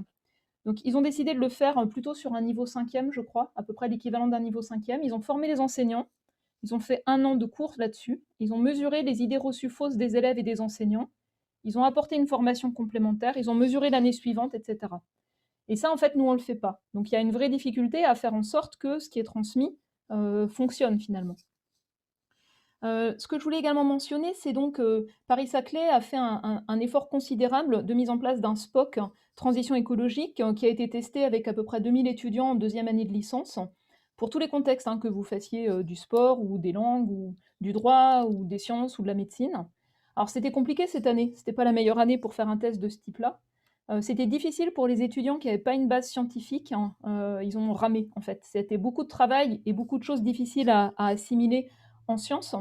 Mais globalement, le retour des étudiants eux-mêmes était très positif. Et le principal obstacle, c'était de faire la place dans les enseignements disciplinaires pour ce cours en fait transverse. Et c'est un des freins qui existe partout. Par exemple, en ce moment, je fais partie d'un groupe de travail sur la construction d'un tronc commun pour les écoles de la haute fonction publique. Et on voit bien que ça bloque de tous les côtés, où en fait, ils veulent bien passer une demi-journée là-dessus, faire une fresque du climat. Mais c'est beaucoup plus difficile de faire des choses structurantes sur le temps long, qui permettent pas simplement de sensibiliser, mais en fait de construire des compétences. Et je vais terminer sur ce point-là. À mon sens, c'est ça qui est fondamental maintenant. C'est plus la sensibilisation de base. On n'est plus devant des discours de déni. On n'est plus sur pourquoi faudrait-il changer. On est plutôt sur comment agir dans différents contextes. Et la question la plus délicate pour moi, c'est comment on construit et on met en place des transitions justes. Des transitions qui soient justes au sens des reconversions d'emploi, au sens du juste partage de l'effort, du fait de protéger les plus vulnérables, au sens aussi de ne pas démolir la biodiversité par rapport au climat, etc., etc. Et on a bien vu avec la crise des Gilets jaunes comment des solutions qui étaient promues par certains économistes, simplement renchérir la fiscalité sur le carbone, se heurtent en fait de plein fouet à la question sociale, à la question de l'aménagement du territoire et à des questions qui sont indispensables de prendre en compte pour porter des solutions. Même chose pour des recherches de solutions de type produits dans des entreprises. Le fait que ce soit accessible, le fait que ce soit désirable, cette dimension sociale, elle est aussi fondamentale. Et souvent, c'est celle qui est la moins enseignée aujourd'hui quand on parle de transition écologique. Et je vais terminer sur le dernier point. Je crois tout à l'heure, je crois que c'est vous, Damien, qui aviez parlé de différentes dimensions. Moi, je fais vraiment référence aux objectifs du développement soutenable de l'ONU. C'est pas parfait, hein, c'est une cartographie. Mais c'est vraiment intéressant dans l'idée de chercher en fait un équilibre entre les dimensions sociales, économiques et environnementales. Et le point essentiel, c'est en ne laissant personne derrière. Et longtemps, ça a été perçu en France comme quelque chose qui était pour les pays en développement. À tort. La crise actuelle, qui ne fait qu'amplifier les inégalités, les révéler, les rendre encore plus visibles, les effets du changement climatique qui exacerbent aussi les inégalités, motivent d'autant plus et partout dans le monde des constructions de stratégies d'action qui prennent en compte cette dimension qui porte sur l'extrême pauvreté, les inégalités, dans l'ensemble de la réflexion. Voilà, je voulais terminer sur ce point-là parce qu'il me semble essentiel. Et moi, j'ai au départ une formation d'ingénieur. Et dans ma formation d'ingénieur, il y a longtemps, on m'a parlé d'économique, on m'a parlé de sciences et de technologie. Mais l'enseignement sur les questions sociales était vraiment le parent pauvre. Et je suis intervenue récemment, encore à l'école centrale, qui est ma formation de départ, Centrale Supélec maintenant, et j'ai observé la même chose. Et je pense que ça, pour, par exemple, des gens qui sont dans des écoles d'ingénieurs, acquérir aussi des compétences sur ces aspects-là me semble vraiment important. Voilà. Tout à fait d'accord. Et si je peux rebondir en rajoutant peut-être un dernier point, en tout cas de mon côté, c'était dans la continuité d'enseignement secondaire que les établissements du supérieur puissent continuer à former des citoyens, et notamment en travaillant la question de la responsabilité et de l'éthique, en permettant aux étudiants de s'en emparer. Voilà, maintenant que voilà, j'ai suivi ces nouveaux enseignements, j'ai compris ces enjeux, que je dispose d'outils pour agir, de moyens, comment est-ce que je vais faire pour arbitrer des choix qui vont me paraître impossibles? Il y aura des choix très difficiles à faire. Si par exemple je suis responsable de production d'une entreprise, est-ce que je dois ouvrir cette nouvelle usine qui va baisser l'empreinte carbone des produits, mais qui va réduire le nombre d'emplois et qui va détruire la biodiversité du site de construction? En fait, quand on analyse différentes postures éthiques, ça permet d'ouvrir des chemins alternatifs et de décider en toute conscience personnelle. Donc, je pense qu'il y a vraiment cette dimension éthique et citoyenne qu'il ne faut pas oublier. Et ça rebondit un petit peu sur ce que vous disiez, Valérie. Vos réponses sont toutes les trois très intéressantes et assez complémentaires. C'est assez intéressant de voir les différents points de vue qui se recoupent quand même. Donc, on va passer aux questions. On a pris un peu de retard, mais on va essayer de ne pas trop déborder. Donc, on avait une première question sur votre intervention sur le GIEC, Madame Vasson-Delmotte. Une question de Clément de Honte. N'y a-t-il pas un risque de politisation du GIEC avec la nomination d'experts par les gouvernements, notamment en raison du fait que l'Académie des sciences a été longtemps un milieu plus ou moins climato-sceptique, d'après lui? Alors, il y a plusieurs degrés. Donc, pour les auteurs des rapports, on a des nominations par les gouvernements. Elles sont pas forcément celles qui vont cibler les chercheurs qui sont les plus en pointe sur la production de connaissances dans certains degrés. Dans certains pays, il y a des appels ouverts, hein. Je vais donner des exemples. C'est le cas de la plupart des pays européens. C'est le cas des pays comme, je sais pas, l'Australie, la Nouvelle-Zélande, le Canada, les États-Unis ou le Japon. Dans d'autres cas, il y a un choix qui est fait par le gouvernement. C'est par exemple le cas en Chine qui ne transmet pas toutes les candidatures, mais certaines candidatures, souvent de personnes qui ont des fonctions, disons, je sais pas, de présidence d'université, et donc qui ont aussi beaucoup d'autres contraintes, ce qui est compliqué pour leur temps disponible pour faire les évaluations. Et puis dans d'autres pays, on peut avoir parfois des gouvernements, enfin des représentants de gouvernement qui vont nommer les gens qu'ils connaissent et qui ne sont pas forcément les gens qui sont les mains dedans dans la production de connaissances. Et c'est pour ça que, en fait, moi, à chaque fois, j'ai lu tous les CV de toutes les nominations. Et avec mes collègues qui ont fait la même chose, on a cartographié les candidatures reçues par rapport à l'expertise nécessaire. Et on a aussi fait des recherches sur les bases de publication, de manière la plus factuelle et objective possible, pour déterminer sur un domaine de compétences nécessaire quel pouvait être un vivier complémentaire de candidatures. Et ensuite, entre nous, au consensus des 9 membres du bureau du groupe 1 du GIEC, on a déterminé des candidatures complémentaires. Au niveau de la relecture, moi je suis certaine d'une chose, c'est que plus on a d'esprit critique qui relisent, mieux c'est. Et donc quand un gouvernement va nommer des gens qui se posent beaucoup de questions sur la véracité des sciences du climat, ça arrive, hein, ça arrive dans tous les pays, c'est tant mieux, parce que c'est des gens qui vont vraiment aller creuser aussi sur les éléments, les faisceaux d'éléments qui sont dans la littérature scientifique, la cohérence entre la conclusion et cela, pointer éventuellement d'autres publications qui n'auraient pas été prises en compte. Et ça permet en fait, c'est très pénible à prendre en compte, mais ça permet d'avoir une évaluation qui soit plus rigoureuse. Et dernier point, il y a des biais dans les groupes de scientifiques. On est des humains. Et plus un groupe de scientifiques est homogène, plus on a des risques de biais forts. Par exemple, si tout le monde vient d'une même communauté scientifique qui a l'habitude de se rencontrer dans des colloques, il y a parfois une manière d'aborder les choses qui se développe, qui est avec un peu un effet de bulle de cette communauté. Donc plus on a, nous, des équipes d'auteurs qui viennent de communautés diverses, d'un point de vue régional, d'un point de vue des compétences qu'ils apportent, des cercles avec lesquels ils échangent, avec lesquels ils publient, plus en fait on peut avoir aussi une évaluation qui soit construite d'une manière plus objective. Et c'est très frappant de le voir au fur et à mesure des évaluations. Et c'est aussi un des défis majeurs qu'on doit surmonter, que chacun puisse écouter l'autre de manière ouverte et sans jugement de valeur précédent, sur justement ce que j'expliquais sur les pratiques inclusives. Ça demande en fait de déconstruire aussi beaucoup de biais inconscients. Par exemple, beaucoup de chercheurs anglo-saxons vont très vite discuter ensemble, et c'est plus difficile pour des chercheurs qui sont par exemple dans des pays asiatiques ou dans des pays arabes, qui ont moins l'habitude d'un brainstorming un peu bottom-up collectif. Et parfois, il y a des freins aussi importants pour l'écoute de ceux qui ont des accents différents en anglais.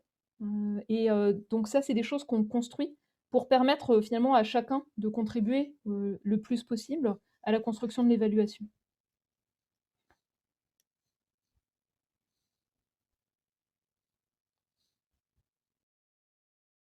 Donc merci pour vos réponses. Donc ensuite, on continue donc dans les questions. Donc on a 2 personnes qui ont posé une question qui est à peu près similaire. Donc ça concerne donc plutôt Monsieur Amichaud. Donc on a une question sur est-ce qu'un projet similaire vous semblerait-il pertinent pour une école comme l'ENS qui prépare à l'enseignement et à la recherche? Et on a également une autre personne qui demande dans le même genre de question, est-ce qu'il y a d'autres projets pilotes dans d'autres écoles ingénieurs qui existent? Ouais, j'avais répondu par écrit pour gagner du temps, mais pas de souci. J'avais pas vu. Donc, en fait, comme on n'est pas un cabinet de conseil, on n'a pas vocation à reproduire des initiatives qui sont exactement les mêmes. L'idée, c'est plutôt de servir la société en faisant un projet pilote dont les travaux sont par contre publiés. Donc, tous les établissements qui sont intéressés, on ne va pas dire qu'on a la vérité absolue, mais comme ça n'a jamais été fait, forcément, enfin, voilà, pas jamais, mais il y a très, très, très, très peu d'initiatives de ce genre-là. Voilà, on partage l'expérience, c'est un cas pilote. Et voilà. Et donc, du coup, il pourrait y avoir éventuellement d'autres projets dans d'autres types d'établissements. Ou alors, il faudrait que ce soit quelque chose de spécifique si c'est une école d'ingénieur. Peut-être, je ne sais pas, une école d'ingénieur agronome. Là, c'est peut-être différent. Ensuite, par rapport aux autres initiatives, il y a des autres écoles qui mènent des initiatives. L'école des ponts a bien avancé. Le groupe Institut Mines Télécom pardon, est en train aussi de tenter de se réformer. Et je pense que Mines ParisTech c'est bien avancé depuis un certain temps. Moi, je ne vais pas toutes les citer, mais voilà, en tout cas, il y en a un certain nombre, mais tout le monde n'est pas du tout au même niveau. En tout cas, ça, c'est sûr. Merci. Je voulais juste préciser que justement, Terre à Terre, par rapport, on a un groupe en pôle également qui travaille à modifier un petit peu qui a modifié les formations justement. On essaie de faire changer au niveau des enseignements à l'ENS. Donc voilà, c'était pour préciser. Donc je laisse la parole.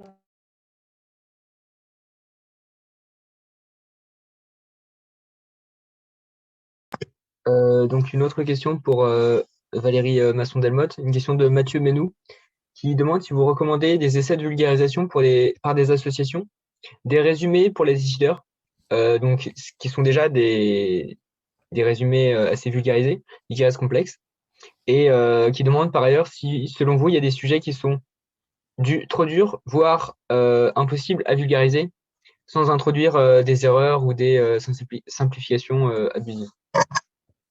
C'est une très bonne question. Alors sur des résumés, disons, un peu citoyens, il y a une association en France qui s'appelle Citoyens pour le climat, qui avait fait un beau travail avec les récents rapports spéciaux du GIEC. Ils ont fait des traductions citoyennes rapides, en fait, enfin eux-mêmes, des traductions en français assez rapidement, avant les traductions officielles qu'on fait avec les traducteurs assermentés de l'Organisation météorologique mondiale. Et puis ils ont fait une adaptation un peu plus grand public, que je trouvais sérieuse. Et par ailleurs, il y a l'Office pour l'éducation au climat, donc le site web c'est oce.global, qui a fait des adaptations des récents rapports spéciaux du GIEC pour enseignants pour utilisation en classe, plutôt ciblés, je crois c'est collège-lycée en fait, fin de collège, début de lycée si je ne me trompe pas. Des choses assez complètes, mais avec les questions que vous posiez, c'est-à-dire pour ce type d'audience, des enfants, enfin des adolescents, qu'est-ce qu'on doit enseigner ou pas, qu'est-ce qu'on peut simplifier et comment construire une initiation à la démarche scientifique et pas simplement imposer une accumulation de savoir. Et il y a eu un travail assez formidable qui a été fait de ce point de vue-là et à mon sens qui est tout à fait pertinent pour le grand public. Puis la dernière chose, c'est quand nous, on a présenté les rapports, en fait, on a écrit, pour les conférences de presse, on a écrit finalement une sorte d'adaptation grand public des points clés de nos rapports. Et c'est quelque chose que j'ai testé avec plein de publics différents, en fait, depuis, qui évolue tout le temps. Parce que finalement, je crois que, comme on l'a dit tout à l'heure, en fait, le côté co-construction, il est vraiment important. C'est-à-dire, on essaie d'expliquer quelque chose, on se rend compte de ce qui marche pas, on change. Et finalement, on le fait jamais 2 fois de la même manière. Et plus on le fait, plus on enrichit la manière de le faire, de sorte à essayer de partager les choses de la manière la plus juste possible. Et est-ce qu'il y a des choses impossibles à vulgariser? Je ne sais pas. J'ai pas de réponse à ça. Je pense que la chose la plus délicate à transmettre en sciences du climat, c'est tout le travail de modélisation. La notion de modèle, elle est associée à des outils et des méthodes extrêmement différents d'un domaine à l'autre. Par exemple, pour une pandémie, vous allez caler des paramètres sur des choses observées sans vraiment comprendre comment ça marche. Et vous allez utiliser ça et réactualiser régulièrement. Et on appelle ça un modèle et une projection. Pour le climat, c'est sur la base de lois physiques, c'est des choses qui sont mises au point pour le climat actuel, testées pour des climats passés. C'est pas du tout le même sens qui est derrière le même mot. Et je crois que c'est ça qui, c'est un des points qui est le plus délicat à transmettre largement. Ce qu'est un modèle de climat et comment on peut lui accorder une confiance. Comment est-ce qu'on peut accorder une confiance aux projections climatiques? C'est, je pense, quelque chose qui mérite beaucoup de temps pour être construit et transmis.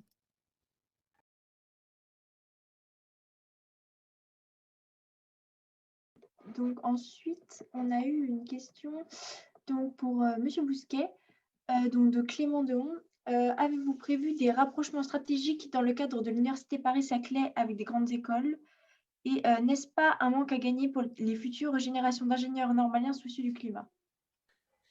Oui, alors évidemment, avec l'arrivée je ne sais pas si vous m'entendez, oui. Oui, avec l'arrivée des écoles là, sur le plateau de Saclay, hein, il y a plusieurs actions qui se sont faites. Alors, à la fois parce qu'on a été les voir et aussi parce qu'ils sont venus nous voir. Donc, il y a des modules en fait qui ont été montés. Alors, il y en a un, le NS Paris-Saclay, sur le fonctionnement finalement de l'océan et de l'atmosphère, hein, puisque là, c'est plutôt dans les formations de physico-chimistes et on est plutôt sur du processus et ils avaient envie de choses très physiques. Hein, c'est l'esprit aussi de cette école. Sur Centrale Supélec, c'est ce que Valérie vient de mentionner. Il y a un cours de modélisation du climat qui s'est développé et Valérie est intervenue aussi dans des grands enjeux, dans des conférences pendant de nombreuses années. Je ne sais pas si tu le fais encore, Valérie, mais tu l'as fait longtemps en tout cas. Mais il y a un cours spécifique sur la modélisation qui est piloté par des collègues du LSCE. Et après, on fait aussi des actions vers les écoles pour accueillir des stages. Alors là, on est un peu au début. Hein, c'était la remarque de votre camarade là, en disant qu'effectivement, il n'était pas au courant qu'il y avait l'école pour faire un stage. Donc, on accueille des centraliens, des normaliens régulièrement, pas énormément. Donc, on pourrait faire un petit peu plus de pub, c'est sûr, hein, et on va le faire. Voilà, c'est des choses qui sont en cours. Mais sur la formation, oui, on participe. Et je pense que c'est comme ça que se fait aussi le lien. Hein. C'est quand on a un enseignant qui nous marque un peu, derrière, on va aller suivre, aller voir un peu ce qui se passe au laboratoire et créer ça. Après, il y a un problème de mise à l'échelle, c'est-à-dire qu'il faut voir que l'encadrement qu'on peut avoir dans les laboratoires, nous, on manque beaucoup de temps en fait. Hein, et donc, on aimerait bien pouvoir accueillir tous les projets d'élèves ingénieurs, de l'université, mais c'est compliqué, quoi, parce qu'on en fait beaucoup, mais ça prend du temps et ça reste forcément limité par rapport au nombre qu'il faudrait faire sur un sujet comme ça. Donc ça, c'est la mise à l'échelle, là, elle n'est pas facile, quoi. Mais oui, bien sûr, on est très preneur de collaboration et on essaiera d'améliorer la pub qu'on peut faire. On participe au forum central environnement chaque année, hein, Centrale Supélec Environnement, par exemple, mais ça, c'est des choses qu'on peut développer dans l'avenir un petit peu plus, quoi. Parfait, merci beaucoup. Alors, on a une autre question d'Emmanuel Ferrand qui s'adresse à Daniela Michaud. Comment faire passer l'idée de produire moins et de consommer moins dans le monde des ingénieurs et la production industrielle? Alors, ça dépend du public. Ce que je peux dire, c'est que déjà, les étudiants, ils sont vraiment, en tout cas, les très nombreux étudiants avec lesquels on a des interactions directes ou indirectes avec des webinaires ou des choses comme ça, ils sont vraiment pas du tout choqués par ça, au contraire. Et je peux donner aussi un autre exemple, c'est que dans les auditions d'experts dont je parlais, quasiment systématiquement, on a eu la question qui venait de « Ah du coup, il faut entamer la décroissance ». Et là, pour le coup, ça venait des enseignants ou des responsables pédagogiques. Donc, la question de la décroissance, elle fait peur, tout ça, mais ce que je veux dire, c'est que ce n'est plus vraiment un tabou. En tout cas, pas pour tout le monde. Il y a vraiment des gens qui veulent ouvrir cette question-là, qui comprennent que tout le monde ne comprend pas qu'on ne parle pas forcément d'une décroissance de la qualité de vie. Ça, c'est à réinventer. On parle d'une décroissance matérielle et du PIB. En fait, c'est ça, quoi.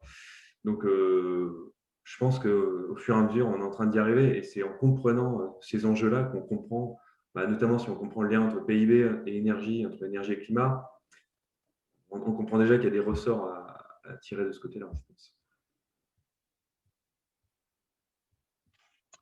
Parfait, merci. Ensuite, on a une question plus générale de Thomas Maillard qui nous demande comment faire en sorte que le monde de la recherche en France soit autre chose qu'un îlot de résistance, le métier de chercheur devenant de moins en moins attractif au niveau de la reconnaissance, du salaire, et comment être optimiste pour la suite.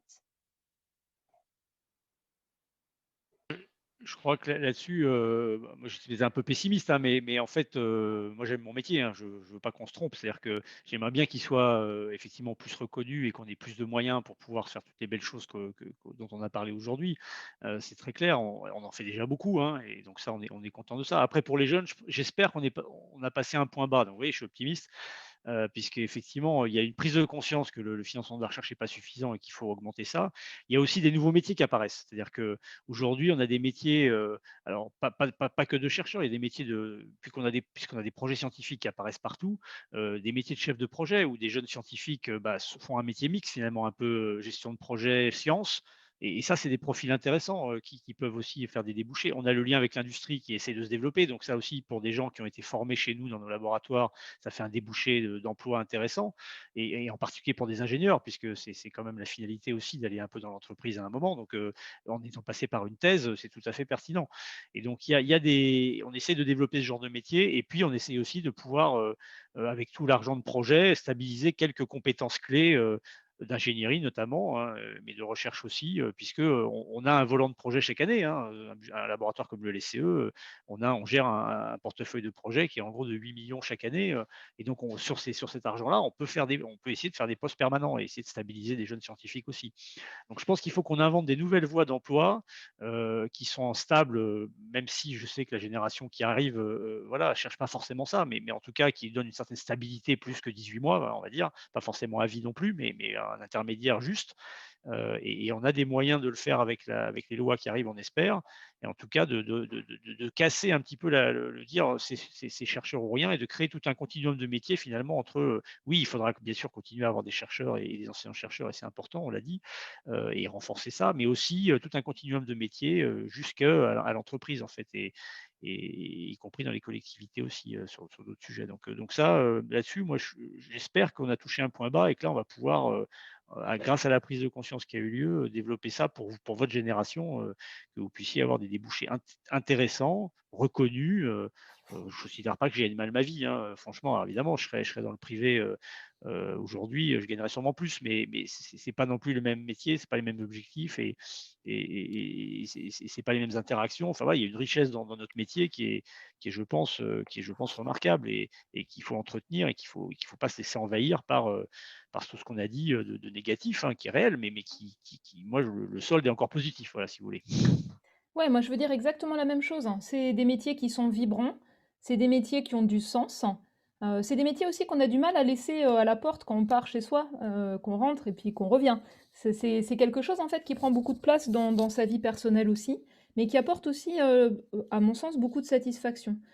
Il y a une souffrance, il ne faut pas le cacher, dans les acteurs de la recherche, en particulier quand on forme des gens qui partent, quand on a des personnels techniques contractuels qui sont très bien mais qu'on ne peut pas garder. Ça, c'est un facteur de souffrance pour des gens qui sont attachés à faire le mieux possible leur travail et qui ont le sentiment parfois de gaspillage d'argent public. Et un point qui me semble extrêmement important, c'est de renforcer aussi le fait que les gens qui sont docteurs, donc qui ont une formation par la recherche, qui ont obtenu ce diplôme, puissent accéder à des postes dans la haute fonction publique, dans les collectivités territoriales. C'est, à mon sens, une des immenses différences entre ce que je vois en France, ce que je vois au Royaume-Uni, ce que je vois en Allemagne, en Corée du Sud, à Singapour ou au Japon.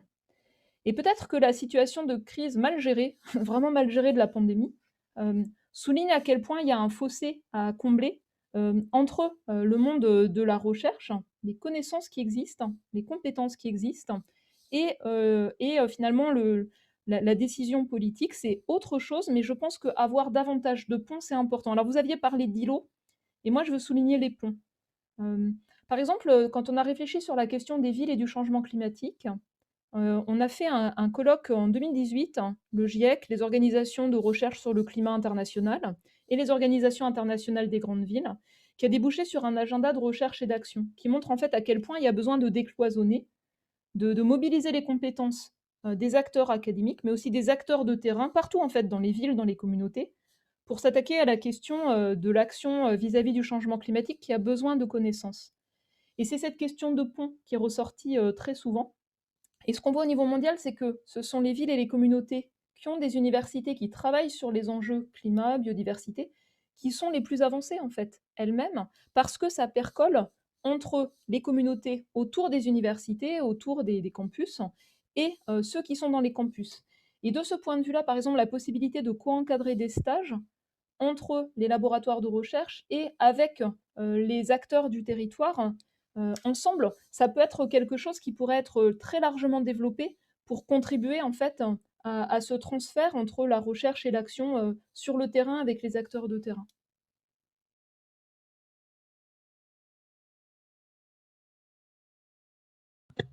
Merci beaucoup pour vos interventions. Une petite question, vous pourrez peut-être répondre rapidement. Question d'Oscar Jacot pour Damien Amichaud, que je me suis permis de reformuler. Sur le référentiel que vous avez créé, l'idée est de repartir des contraintes extérieures, mais finalement, les objectifs sont assez peu définis, comme la justice et la paix sur lesquels tout le monde est d'accord, mais à des définitions différentes. Et du coup, il se demande comment restituer le dialogue démocratique dans le référentiel, tout en conservant l'idée des contraintes extérieures biophysiques qui peuvent entrer en contradiction. Alors, je dois préciser déjà que ce référentiel n'est qu'une version V1. On a fait une V0 draft, une V0, et ça, c'est la V1. Et on aura une V2 qui intégrera justement ce genre de remarques. En fait, pour nous, la dimension de co-construction et démocratique, elle est fondamentale. Elle est en fait clairement dans les compétences, et c'est pour ça qu'on l'appelle l'ingénieur citoyen finalement. Elle est peut-être pas suffisamment explicite. Après, il faut revenir aussi sur ce qu'on appelle les contraintes. Autant on a mis le cercle bleu qui représente les contraintes physiques, c'est-à-dire qu'on ne peut pas dire on va trouver plus d'énergie sur Terre, il y a un stock d'énergie. Voilà. Peut-être qu'on a d'autres moyens de l'exploiter, etc. Mais il y a un stock d'énergie. Et voilà. Bon, il y a les apports solaires, certes, mais en tout cas, c'est constant. Et par contre, on a des contraintes qui sont des contraintes qui sont des constructions sociales. Par exemple, l'économie, le fait de devoir répondre à une croissance infinie et éternelle, c'est une construction sociale. Et ça, c'est uniquement parce qu'on l'accepte. Donc, tout ça, ça fait partie du débat démocratique plus large, évidemment. Et voilà, donc j'espère que j'ai répondu à la question. Il n'y a pas de vérité absolue sur les objectifs, on est bien d'accord, mais c'est comme le reste de la société, en fait. Il faut que ça se construise sur un mode démocratique. On est bien d'accord avec ça, tout à fait. Ça, c'était la dernière question. Donc, je vous remercie tous les trois d'avoir participé à cette table ronde, pour avoir pris le temps, puisqu'on a quand même discuté un petit moment. Et j'ai trouvé personnellement que c'était très intéressant, que vos points de vue étaient très, très complémentaires et qu'on a un petit peu balayé toutes les relations entre l'enseignement et la recherche. Et donc, sur ce, je pense qu'on peut clôturer cette table ronde. Et Merci. donc, je vous remercie à nouveau. Merci beaucoup. Merci à tous et toutes. Et je voulais ajouter que j'ai eu un retour d'expérience de jeux sérieux sur des campus, par exemple simuler des négociations climat, les expériences d'assemblée citoyenne, qui montrent en fait comment on peut mobiliser la vie démocratique, le fait de se placer à la place des uns et des autres, dans la réflexion sur l'action. Et le retour d'expérience est assez formidable de ces jeux sérieux. D'accord, ok. Et garder le moral pour l'avenir, c'est important. Un petit dernier mot de publicité. On organise, enfin, c'est pas la première conférence qu'on a organisée, donc il y a d'autres conférences qu'on a enregistrées qui sont disponibles sur nos chaînes YouTube. Du coup, n'hésitez pas à aller voir si vous avez trouvé celle-là intéressante Merci. pour les vacances. Bonne soirée à tout le monde et merci pour votre participation. Au revoir. Au revoir.